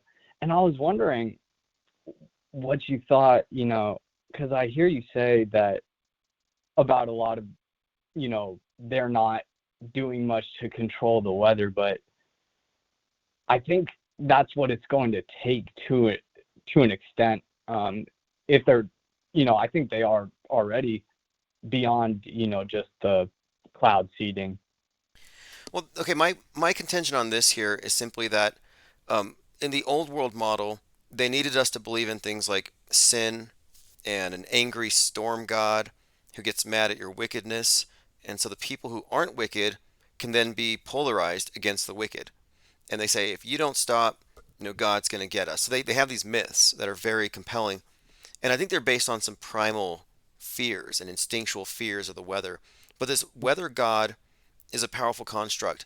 And in this new world religion, everything is based on science, but it has the same terror of the gods in order to terrorize the superstitious population and to get them to blame the other side. So today's bad weather is blamed on the capitalists who are using Gaia's fossil fuel up, just sucking her dry. And so there's this parallel story here that man is going to destroy the world, that the world, the angry God, is going to get us if we don't change. So I think it's part of the God construct that I aim to undermine. But the left believes in Gaia, the right believes in geoengineering. Both accept the premise that man's about to, in some almost supernatural way, control the weather. And I think that's a psyop. I absolutely agree about the God construct. I've been watching or I've been listening to on Audible Secret Religion of the Elite a good amount recently, but a couple years back I watched that 3-part series on YouTube. I've been looking for it, can't find it, where you go into the Thelema and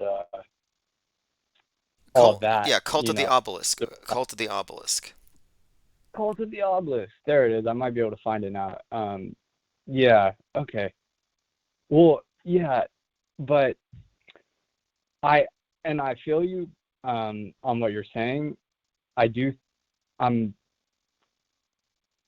question is, or I want to get your take on how, like, if they're going to, you know, impose vegan mandates and things like that and get people out of the, you know, meatverse for real, because a lot of people do not want to give that up, especially the right wing, the people who have guns and pigs and shit. It is really going to take, and it's got to be, you know, at least some years down the line before they can, you know, more and more psyops and shit. But I feel like there has to be some amount of change in climate for anything to happen or anybody to go to Mars or something like that. Yeah, I see what you mean. And so the idea would be, if they had a secret technology to manipulate the weather, if they unleashed it, the public would say, look what you guys did, America, capitalists, Republicans, big oil. And it would be a perfect scapegoat operation. But the question for me is, does it require this, or can they do it all by media fakery? And I had checked out a movie called Geostorm from a Redbox, And it opens up with a scene of these fiery tornadoes. And it's because the space station was now controlling the weather and it had a virus, a computer virus. And so you have these fiery tornadoes. And the same weekend on the news, it was trending that there were fire-nados all over California. And I'm like, well, that's weird. Fire-nados introduced in a movie, and then on TV they're saying this is because of climate chaos. We're going to have new forms of extreme weather.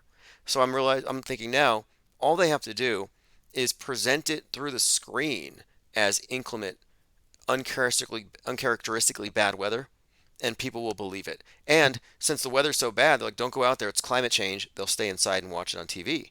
It's a decoy operation, kind of like the empty tents. Yeah. Okay. And yeah, one other quick sure. example. Last summer, there was a documentary on, or was last year around this time, it was a documentary about, it was like the Night of Hate. And they said neo-Nazis were going to run around attacking Jewish people. And there was this documentary about it on CNN.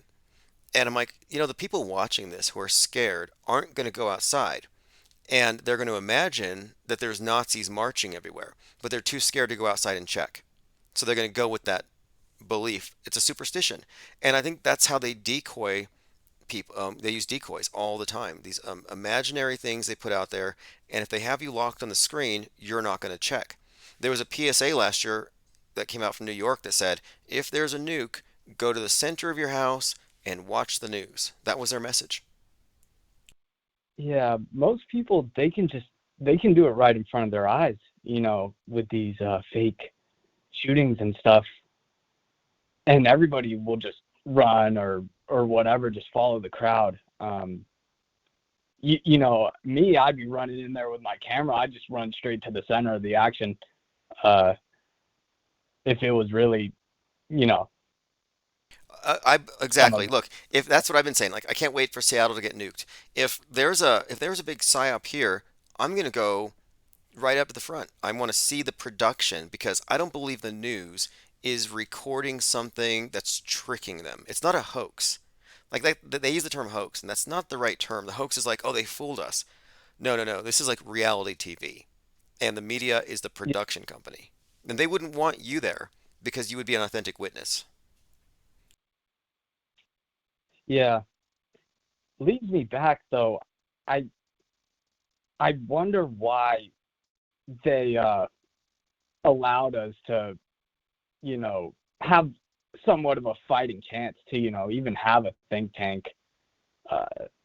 Because we got all the stuff in school comes from these people.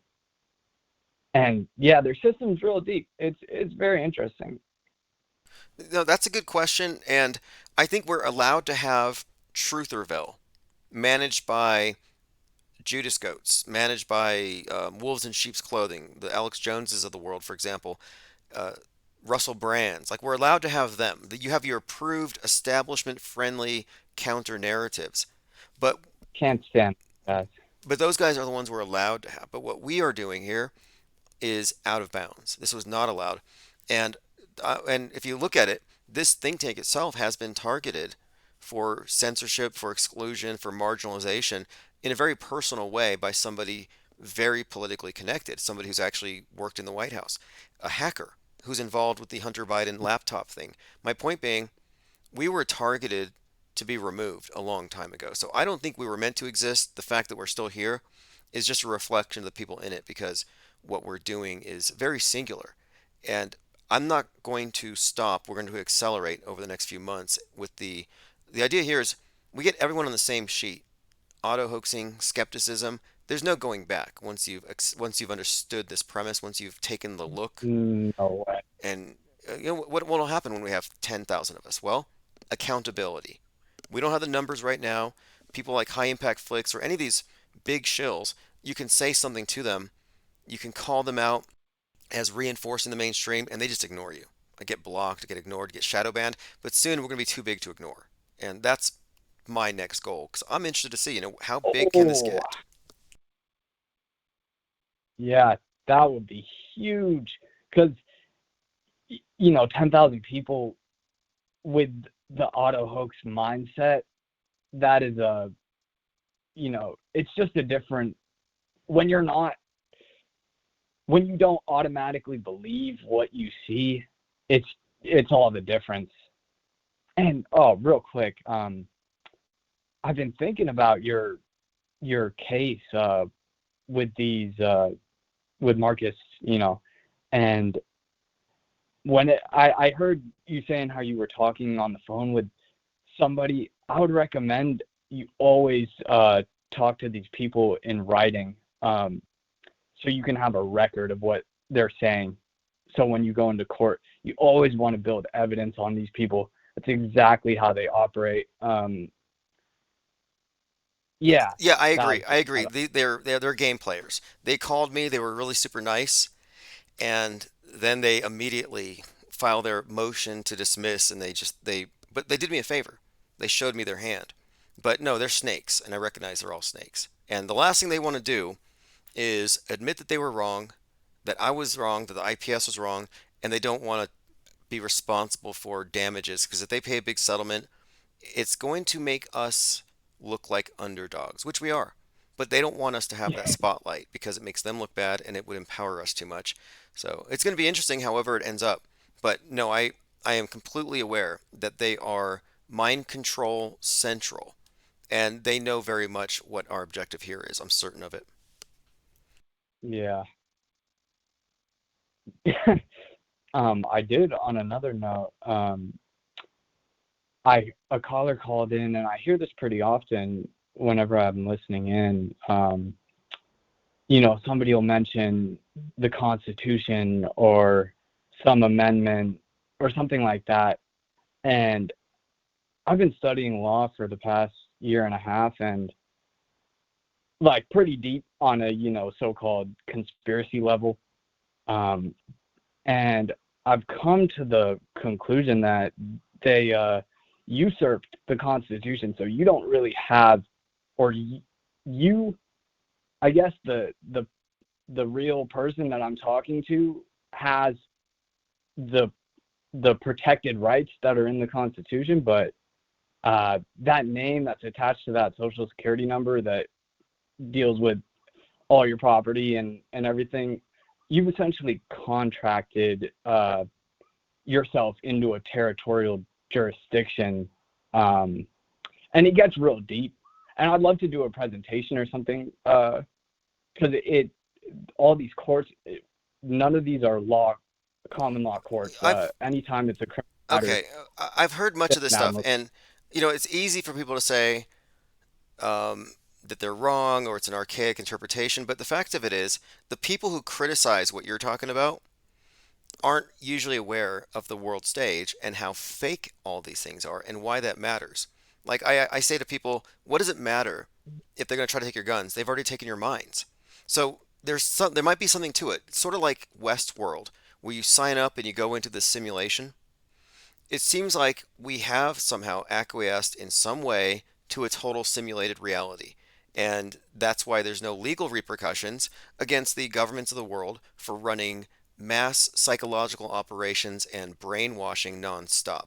The fact of it is, there's no distinction between government, media, entertainment, and academia. It's all world view building. So we're in some type of a construct, a Truman Show. And yeah, maybe somewhere along the lines, we are somehow ignorant of our predicament because we have not been told the rules of the game. Yeah, the contracts are tough. These people are big merchants, and a lot of it's about the money. They invented the money. The money is, every time somebody gets a loan, it creates money. So the money is created through evidence of indebtedness, and and then you go and you pay back the loan with interest. And so that's why the national debt is, $30 trillion. 33. 33. Maybe 33. Yeah. Damn. Now, this is interesting too, because earlier today I was talking about how the One World Trade Tower represents the Tower of Babel and how it looks like a pyramid.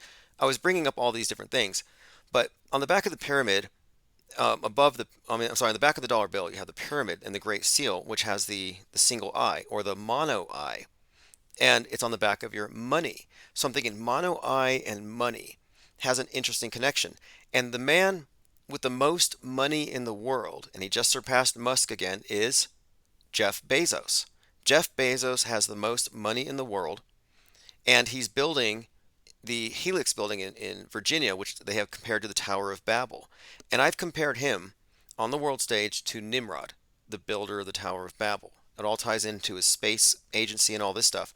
But my point is, the man with the most money in the world, Jeff Bezos, used to have a very pronounced left eye, like a monocle, like it's being emphasized. And I thought, most money in the world, and he's got a mono eye. And then you have the single eye atop the Tower of Babel on the back of the bill. So there's some connection here, I'm saying, between the money system and this ultimate control system revolving around the Tower of Babel that we're all inadvertently feeding and worshiping. For sure. Yeah, a lot. I mean, I don't know. Yeah, you've done, or from what I can tell, it goes back to the Hellenistic period, and that's when a lot of the, Thoth worship and whatever was going down. And I can't tell because Christianity came from, they just made it up. I don't know where the Old Testament, how that originated, but Christianity, at least, Jesus wasn't a real person. You get a lot of Christians in here and stuff, but that's just how it is for me. That's fine. Speak your mind. If someone has strong faith, they can take it. If they can't take it, their faith isn't strong, and Jesus is mad at them. So say what you want. He can take it if he's real. But my point, too, is that, we're looking at worldviews, and religious worldviews are the old version of mass media. And I think it's all about establishing a priesthood of knowers, and then the masses who don't know, who are given false interpretations. And that's how it works with mass media, knowers and believers. And I think believers are people who get their information filtered for them. And being a believer is to be subservient to the knowers. I think that's the basic power structure. That's why I look at religion as just old school mass media. That makes a lot of sense. And when I say mass media, I'm not talking about just news, but I'm talking like mediation itself, like the processing of your mind and conforming it to a specific world view. And all these old religions are being supplanted by the mainstream one. And this might explain why we have so many movies where you have a character who seems to be like, in a subtextual way, Christ. Like there's so many movies I can point to. We have like these Christian allegories just thrown in there. And it's not because they have a message of promoting Christianity. It's because they're replacing our old mythology with new mythologies all the time. Yeah. And nobody's even getting it either. That's the thing that gets me. Yeah. It's like, nobody gives a shit about what these people are doing. And I think that's a lot. Like, you look into these like old philosophers and even a lot of the people today, and they just think, we're stupid, we're not worthy, blah, blah, blah. Their little philosophy. Yeah, I find the term philosophy, when I say like what we're doing here is philosophical, people think of philosophy as detached from reality or questioning reality. And like when I talk about philosophy, I'm more talking about our epistemology, how we think, how we operate, and how we organize the information of our perceptions. And if we organize our perceptions and then secondarily, or primarily rather, we look at the screen as that's where everything is happening. Like, so if I sense something or perceive or hear something that's not on the official version, I'm just going to ignore it. So they teach you to self-gaslight. They teach you to accept the screen as a filter. And even if it's not lying to you all the time, they control you by the context, by the fact that they frame your field of reference. That's why everybody, like NPCs, are all saying, hey, what happened today with AT&T is just like the movie Leave the World Behind.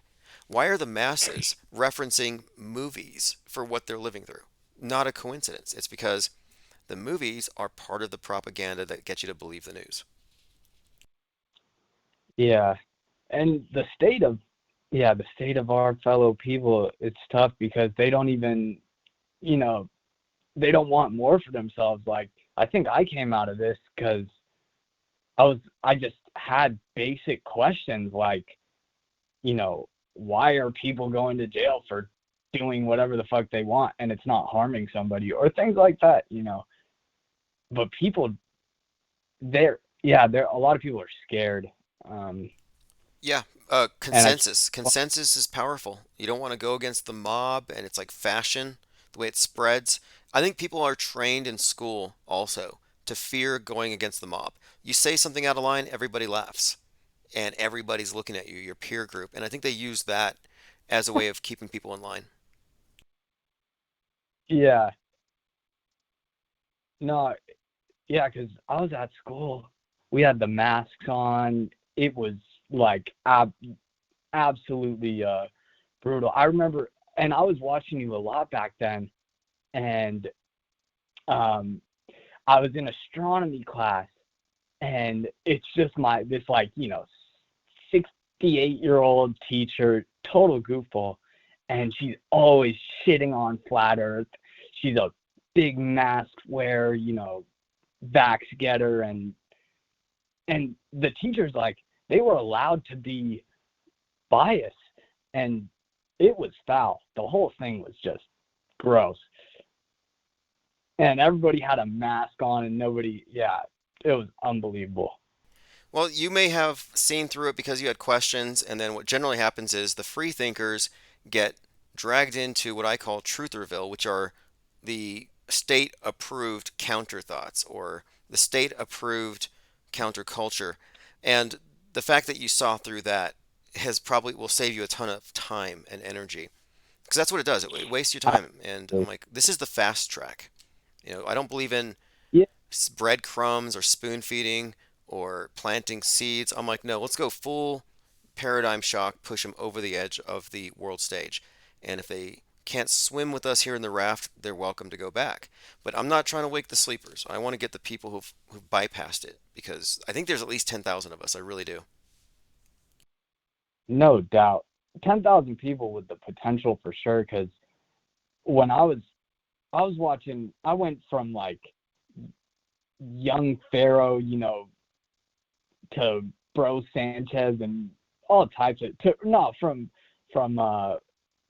Pizzagate to young Pharaoh, just all types of shit. And fortunately, I landed here in a relatively quick amount of time, which, I don't even know where I'd be if you weren't doing this. I hope I would have at least gotten to some truth, because that whole thing is just filled with half truths and people who don't really want to do research. They just want to, have somebody tell them everything. And yes, alt believers, alt belief instead of seekers. Yeah.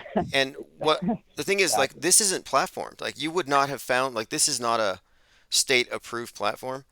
And that's why I say we need the numbers, because I don't believe that we should put quantity over quality at whatever. I want strict quarantine. But I just know from past experience, from the number of views I've had on videos in the past, despite all the deletions and the censorship, I know that there's far more than 10,000. I'm kind of lowballing it. But my plan is to do a promotional book tour with Autohoaxology 101 and aggregate 10,000 by hand. That's how this has to be, above ground. And once we get that number, it'll metastasize. It'll spin out of control. It won't be under my control. This is asymmetrical in the sense that it's a leaderless resistance, you could say. Yeah. Well, there is a solid amount of individuals that really know what's going on, that are, because I've seen channels go and go and go, and each one just climbs back up to 1,000 subscribers, or 700-800 subscribers, and that is nothing to scoff at in any way. That is not easy. and even just holding a lot of live viewers, I do think this will catch on as well. You know, I have that belief. And look, this is the thing too. We're talking about this is not new. It's not conspiracy theory.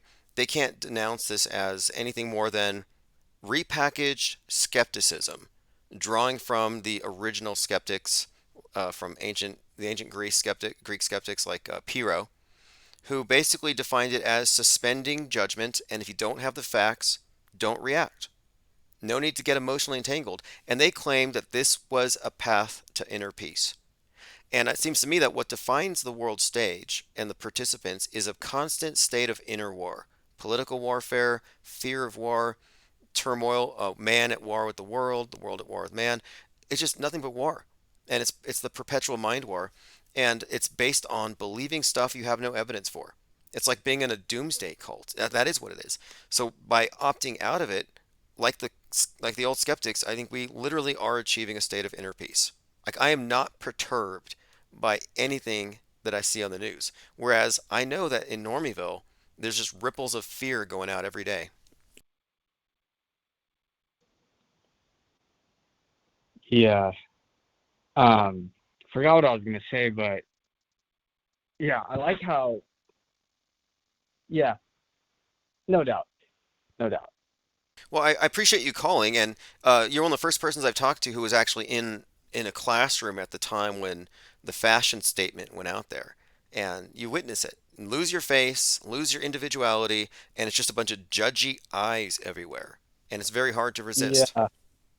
Really. Yeah.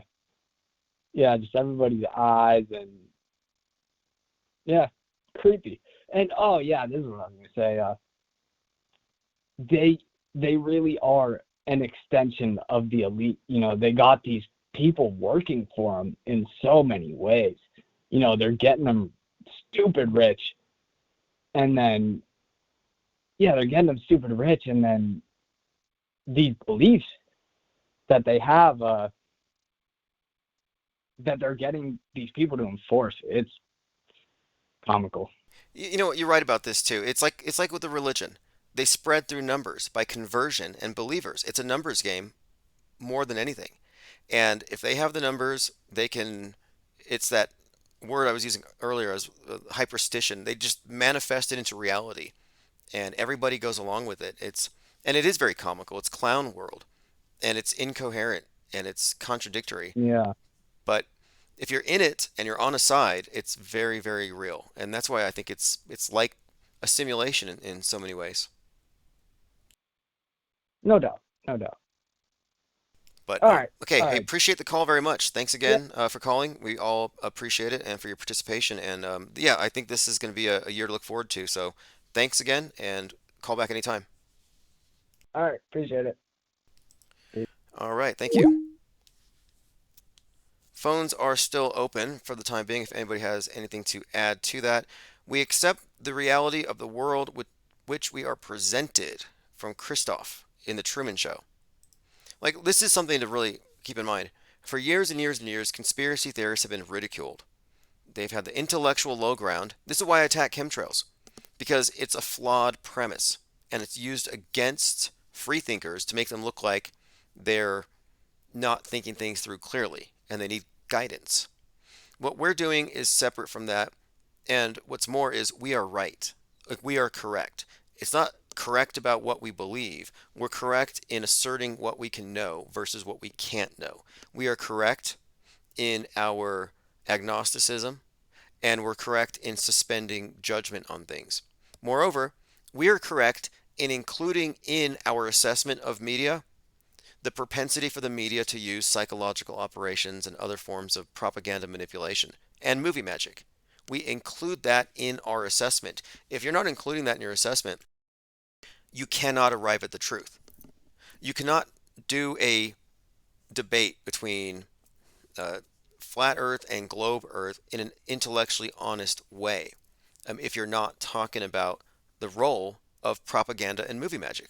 If you don't see the political utility of the space program itself as far as fomenting a singular worldview for all mankind, if you can't see that, you aren't, I guess you're just not capable because of the box that you're in. And that's really what it comes down to. The box is like the Truman Show. And if you don't go beyond the boundaries of the world you've been given, the worldview you've been given, you're not going to arrive at the truth. You just can't see it. Alt media is looking inward at mainstream and looking across at woke media, but they're all looking into the world. None of them are looking at the outside or from the outside looking in as we do. Anolfo says, what you say about chemtrail believers applies to flat earthers. No, it applies to flat earth believers, not globe skeptics and not shape agnostics. A flat earth believer is the same thing as a globe believer, is the same thing as a chemtrail believer. What I'm suggesting here is with the chemtrail thing, you can say, I don't know what it is. Well, that's an argument from ignorance because it's well known. If you say, I don't know what the world is, that's because of a lack of information when you don't trust the sources you've been given because you can demonstrate where it's flawed. Movie magic, green screens, harnesses.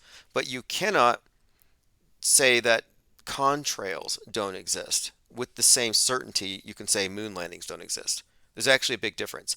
But concluding that it's a flat earth is merely an assertion without the facts to substantiate it. It's kind of a belief, and there's not enough information. So, no, I would say, yeah, flat earth believers are different from globe skeptics or shape agnostics. And it's an important distinction.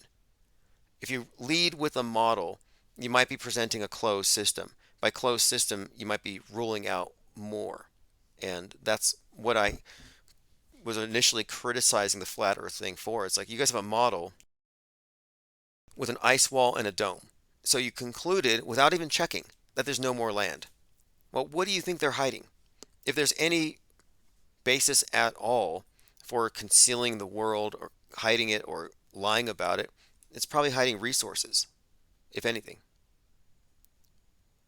Salty Siren says, this whole realm is about compartmentalization with the goal of externalization of the God self.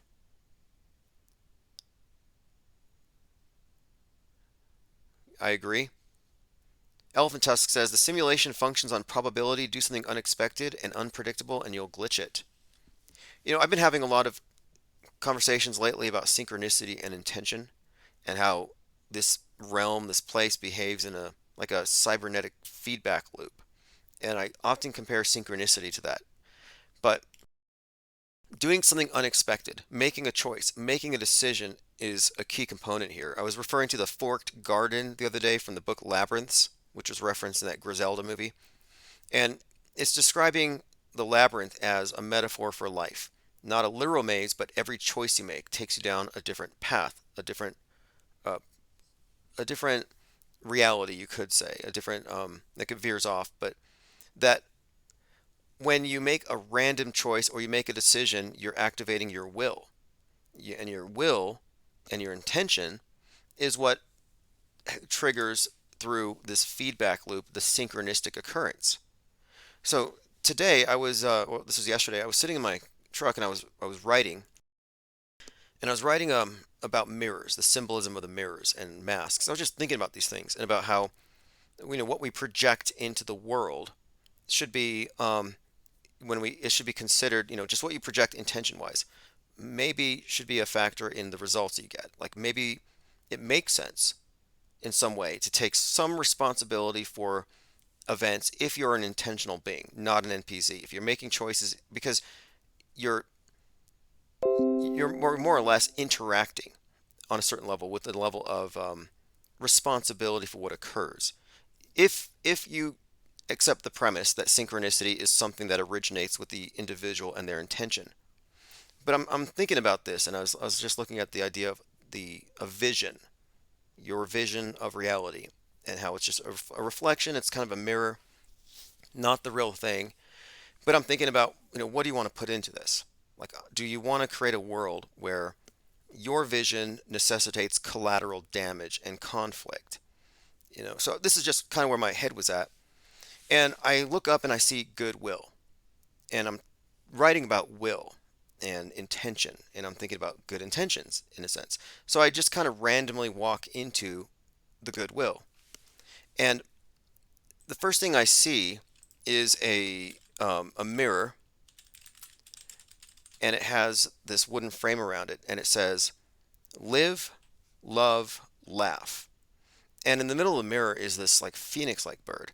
So again, I'm writing about mirrors, thinking about vision, thinking about projection, projecting intention, and I walk into a Goodwill. And I see a mirror and it says life, love, laughter. And as I'm looking at this mirror, there's a song on the radio playing. And the chorus is life, love, laughter. So I look it up and it's a song by Donovan Frankenreiter.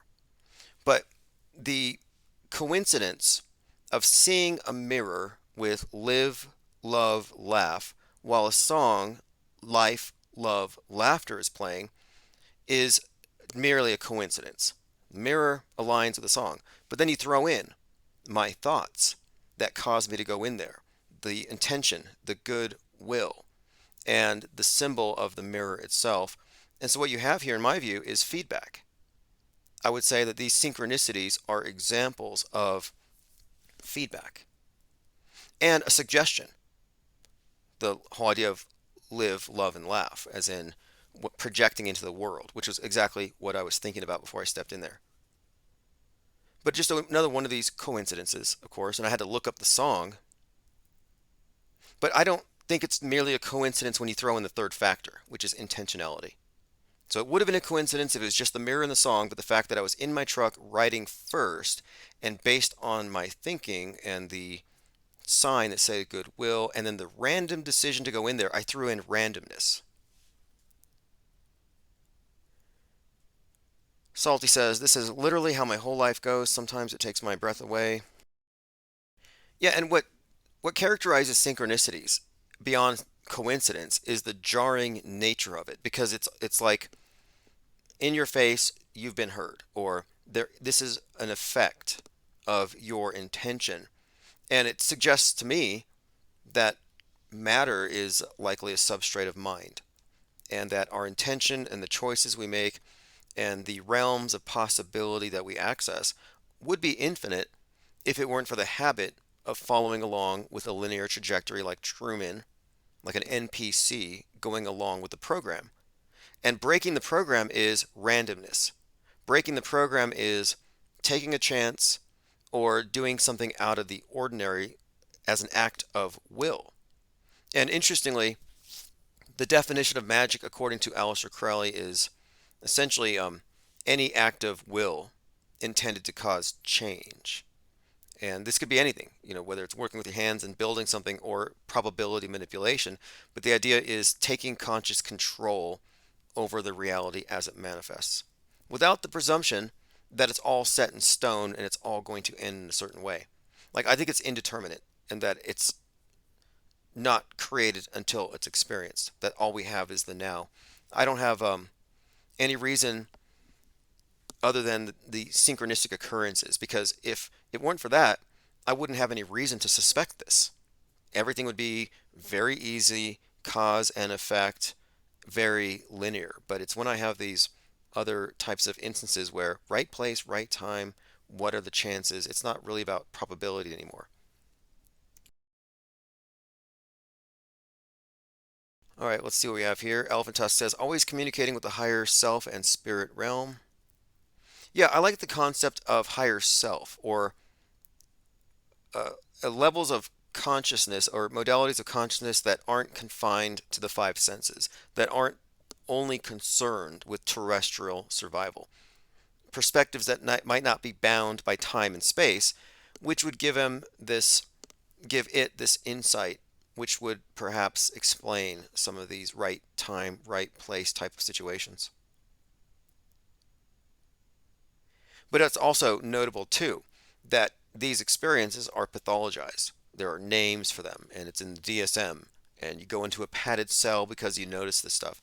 Noticing patterns is probably a mental illness. Objectivity is probably a mental illness today.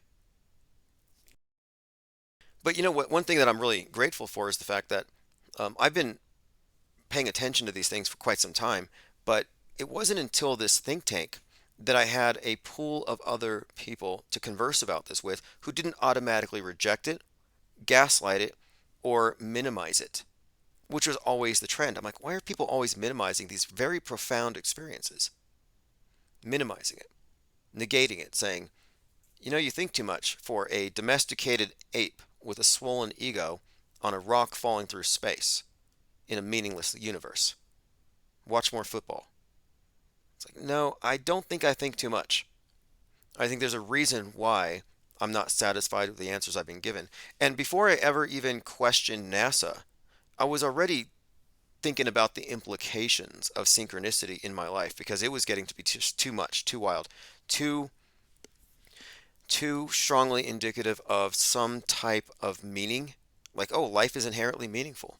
That there is some kind of intrinsic struggle between light and dark. And it may not be cartoony good versus evil, but there is some type of, whether it's sentience, mind over matter, and matter trying to somehow mind gets, or spirit in matter. There's some type of situation here that we're living through that's beyond meaningless. I mean, I think it's intrinsically about meaning, which is why I say I lean towards panpsychism. And with that, I mean, I'm in agreement with some of the pioneer Russian rocket scientists who conceptualized outer space and space travel and mankind as a multiplanetary species. You know, from the beginning of the space program, it's always been influenced by New Ageism and Theosophy. All right, let's see what we got here. Mango Penguin says, you'll never get bored, Tim. Yeah, I never get bored because I'm just incredibly curious about this stuff. And the caller had mentioned history. And look, just because we don't know doesn't mean it's not known. We know that it is known. The people who are burying history, the people who are misrepresenting the world, would be the ones who know the truth. And if there's any objective here at some point, the think tank rolls out, blasts some guardrails in Trutherville, offload tens of thousands of former cult members in Alex Jonestown. They stop taking the Kool-Aid, and we amass this big group. Then we go for the world stage. But then what then? And to me, this is where it gets kind of interesting. I mean, I have some ideas as to where it could go. I have a lot of plans as well, but I have to be somewhat circumspect. I have to be careful about saying too much, because this is like a chess game in a way. They do play games.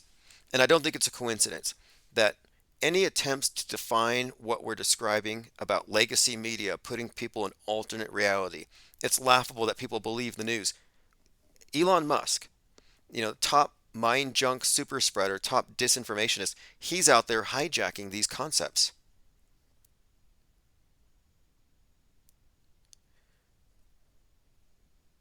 All right, let's see what else we have here. My notes, going to my Twitter feed.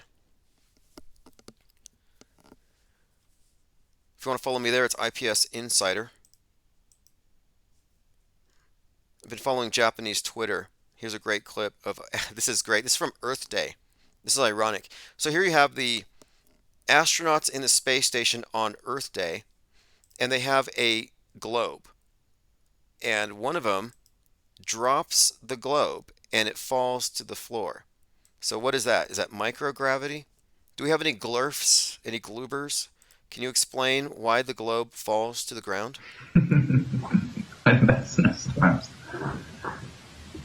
So can you see hurricanes from space? Yes, you can. In fact, as we've been talking up here, you can see the whole hurricane, and that's pretty neat to be able to see it. You can see the eye and how it's forming. But one of the things that's interesting about up here, when you see that whole hurricane... Now, look, if it was true, and you could see a hurricane from 200 miles up, they would be doing videos from their iPhones. They'd be doing selfies with a hurricane behind their head, but they don't. The hurricane footage you get always just looks like the same old 8-bit graphics, CGI garbage. You never see it from their perspective. But the guy talking is about to drop the ball. You're pretty amazing. Oops, he just dropped it. And now when he drops it, all the other astronauts, N-O-T, the other astronauts immediately reach for it, but their bungee cords won't let them grab it. They run against their own cords, and nobody can get it, so they just try to pretend and play it off. You're pretty amazed, and you start taking pictures and all of that of it. Uh-oh, he dropped the ball. Anyway, any gloobers in here can explain this for us? Psy Obstacle says, show me a live stream of the buildings upside down with the people walking round. Now, this to me, if you're a common sense thinking person, these people are lying to you. You're giving them $78 million a day to pretend they're in space. And this is the best I can do. This is pathetic. But that money's got to be going somewhere. And I'm thinking it's going to the underground Mars bases, which they're going to fill up with 1 million brainwashies. IFFA73 says, all these props, but no one carries a phone. Yeah, if I was Apple, I'd be like, hey, look, you guys take iPhones, record some footage, let an iPhone live stream, let it orbit around the Earth once. We will pay, for your mission. But no, nothing like that. They got gorilla suits. They got a trumpet. On 9/11, there was one American astronaut on the space station. And on 9/11, he was listening to Tom Clancy's Sum of All Fears. Sum of All Fears predicts a 9/11-like event. And he says, wow, what's happening down there is just like the audiobook we're listening to, guys. And then he takes out a trumpet, because he had a trumpet on the ISS, and he plays taps on the space station, and they record it. You have a recording of it. It was Frank Culbertson Jr. He was the only American not on the planet on 9/11. And he remembers it, he talks about it, and he, in fact, had a trumpet. Good thing he remembered to bring a trumpet with him in case there was a tragic event that he could see from space. And this is back when they showed you the ISS with a handheld camera, and it looked like they're recording a map on the ground. It's pretty fake. But let me go and play a clip here from city. That's when it really became painful, because it was like seeing a wound in the side of This is like helicopter footage. This is not the ISS going 17,000 miles per hour at 300 miles above the surface of the Earth. And you can see the smog, the smoke from 9/11. Come on. your country, of your family, your friends. I was visiting Williamsburg, and there was a veteran touring the grounds. This guy's stories are so good. We'll have to do a separate conversation about him and his tall tales. Like, he saw an explosion from space in Afghanistan, and he later he met the guy who lost a leg. He watched 9/11 from space, and he played taps. But what's the point of it? This is your high priesthood, and like from up here, war seems kind of silly. Borders seem silly. It's all about getting you to embrace the one worldism, etc. Psyoptical says, why are there no corporate sponsors on the moon? Yeah, there should be a McDonald's golden arches on the moon by now. All right, let's see what else we have here. Going through my notes. Okay, I think we've covered pretty much everything. That main thing today has been Bohemian Grove or Bohemian Grift, which I don't believe in it. I think it's overhyped. And we have another one of these wrestler figures or a fighter figure. And it's all real. You know, sports are all real. And he's basically giving us this nightmare scenario of what happened at Bohemian Grove, but it's probably going to be another big nightmare. Nothing burger. Then we have National Guard deployed to the New York subways. We got Hannah Reid, who handed Alec Baldwin the gun, being charged with manslaughter. Nick Fuentes says Donald Trump is effing hot and Hitler-esque and very hot, unlike that boring old white guy, Senator McCain. Okay, I think we've pretty much covered everything important. We're going to follow him up tomorrow with Ryan Garcia and how that ends up. But again, I think Bohemian Grove is just a major nothing burger. There's not going to be any revelation, not going to be any disclosure. All right, let's see what else we have here. AIDS, yep, chemtrails give you AIDS. And the mainstream media gives you mind AIDS. If you don't know what mind AIDS is, it's the state of the auto-believer with no mental immune system, and they believe whatever shows up on the screen. And if you have no mental immune system, then misinformation, disinformation represents an existential threat. You could be converted to flat earth by watching a video on YouTube, if you don't have any kind of skepticism. So the cure for maids is actually just skepticism, but not skepticism of what the other guys believe on the other side of the political aisle, but skepticism of the mainstream media framing of reality itself. A frame which is shared and reinforced by the entertainment and, of course, the political soap opera.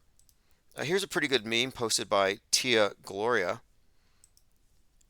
Here's a guy on the left on a train, and he's on one side that is facing the wall of the mountain, constantly triggered by the news.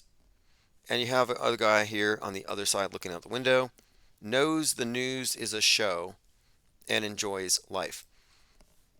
This is actually a really good cartoon. It really does explain how things work. And the people who are triggered by the news are mad at the people that aren't triggered. Like, you not reacting makes life more dangerous for me for when it gets real. Or you aren't taking it seriously enough, which makes it dangerous for everybody else in this village. Like, oh, why aren't you afraid like the rest of us? And fear-based collectives, these various cults, it's always about either the promise of paradise or the threat of something dreadful. But what happens if you lose the fear? What happens if you lose the constant deluge of fear porn? Are you rudderless? This is why I find this whole thing very interesting as well.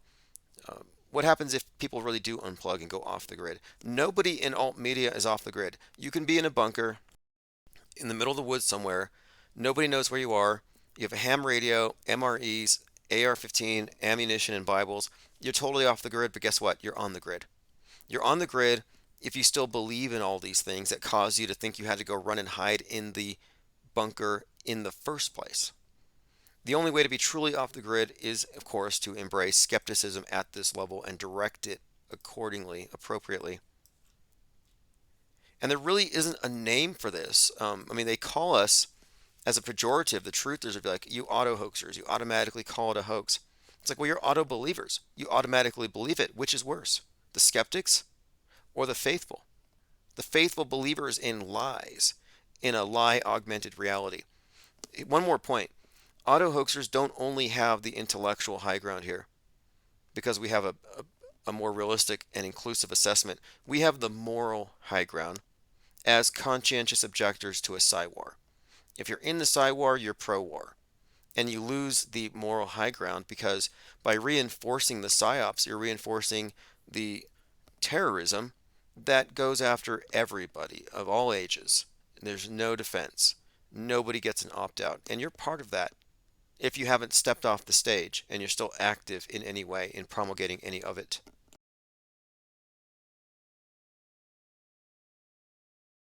All right, let's see here.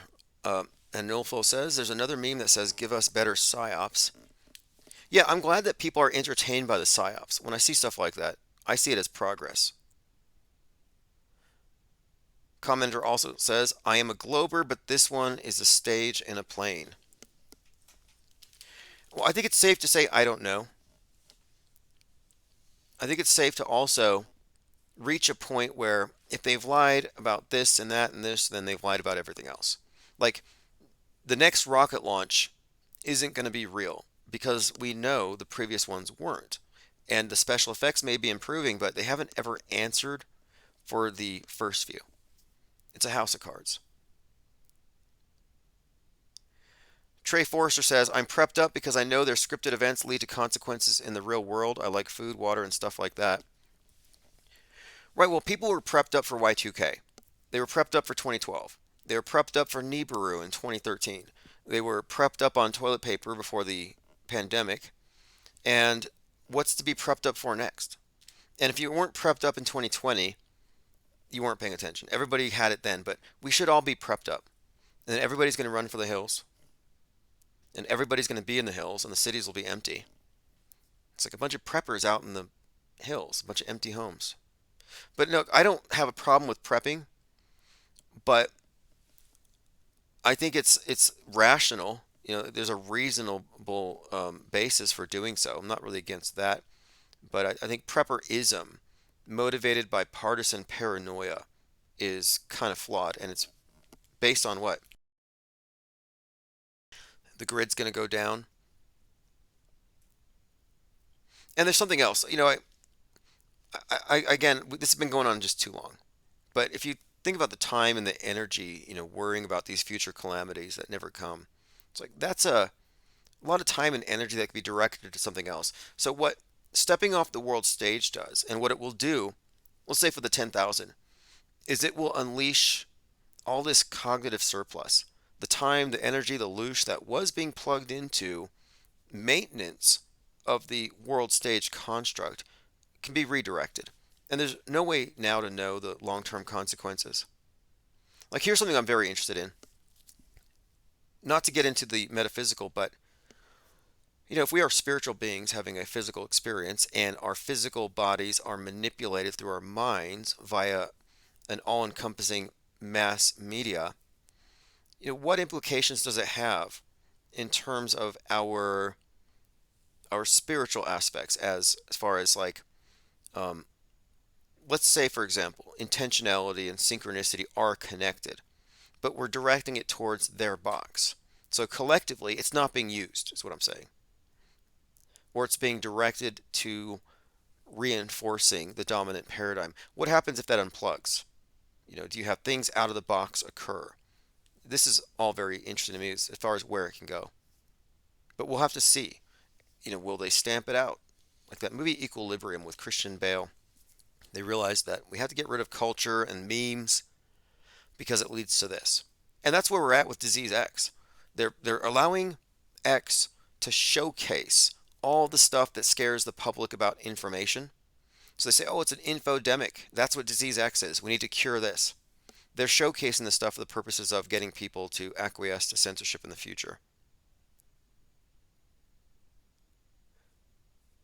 I'm not saying don't be a prepper, but I gave up on it on March 31st, 2020, when Richie from Boston said, power's going out, internet's going out, buy my MREs with the 15% discount code, order now. I'm like, wait, you want me to order your MRE prepper foods the day before the internet goes out? I don't know if it's going to make it to me. And it almost seems like the entire right-wing conspiracy theory echo chamber is designed to make people insecure and then sell them cures. Like, oh, don't drink your water. It'll shrink your gonads. But here's a water purifier. Oh, thank you, Alex Jones. Or here's some iodine because North Korea is doing some missile tests. And if he does, and there's some fallout, you're going to want some iodine. Here's some iodine, ivermectin. They have like a cure for everything they tell you to be afraid of. And to me, that just sounds like a grift. I guess what I should recommend, though, is make a prepper friend. But don't waste your time prepping. All right, this has been great. I'm going to go ahead and see if I can find... There's a song that was referenced by Psy Obstacles. Oh, yeah, that's right. Where's the Curve by Chief Crow. I put a link below, by the way, in the chat. If you want to get onto the newsletter, you'll get archives sent to you nightly, and you'll remain apprised of everything that's going on. The big news today, Autohoaxology 101 is going to Amazon, Kindle, and paperback, and Audible. So that's going to be happening. The paperback books are arriving here by the 11th, which means the promotion for Autohoaxology 101 is about to begin. Salty Siren says we should Discord during the eclipse. Okay, good. We will. And we're going to be more involved in Discord in the coming weeks. I mean, really, we started it last week. It's going to be more routine, but it's going to be a big part of what we do. Pretty much the rest of the year, actually. So if you want to get in on the Discord, there's a link at infiniteplanesociety.com. Thanks for the comments. Thanks to the callers, and we'll see you all tomorrow. This is Chief Crow. I'll put a link below.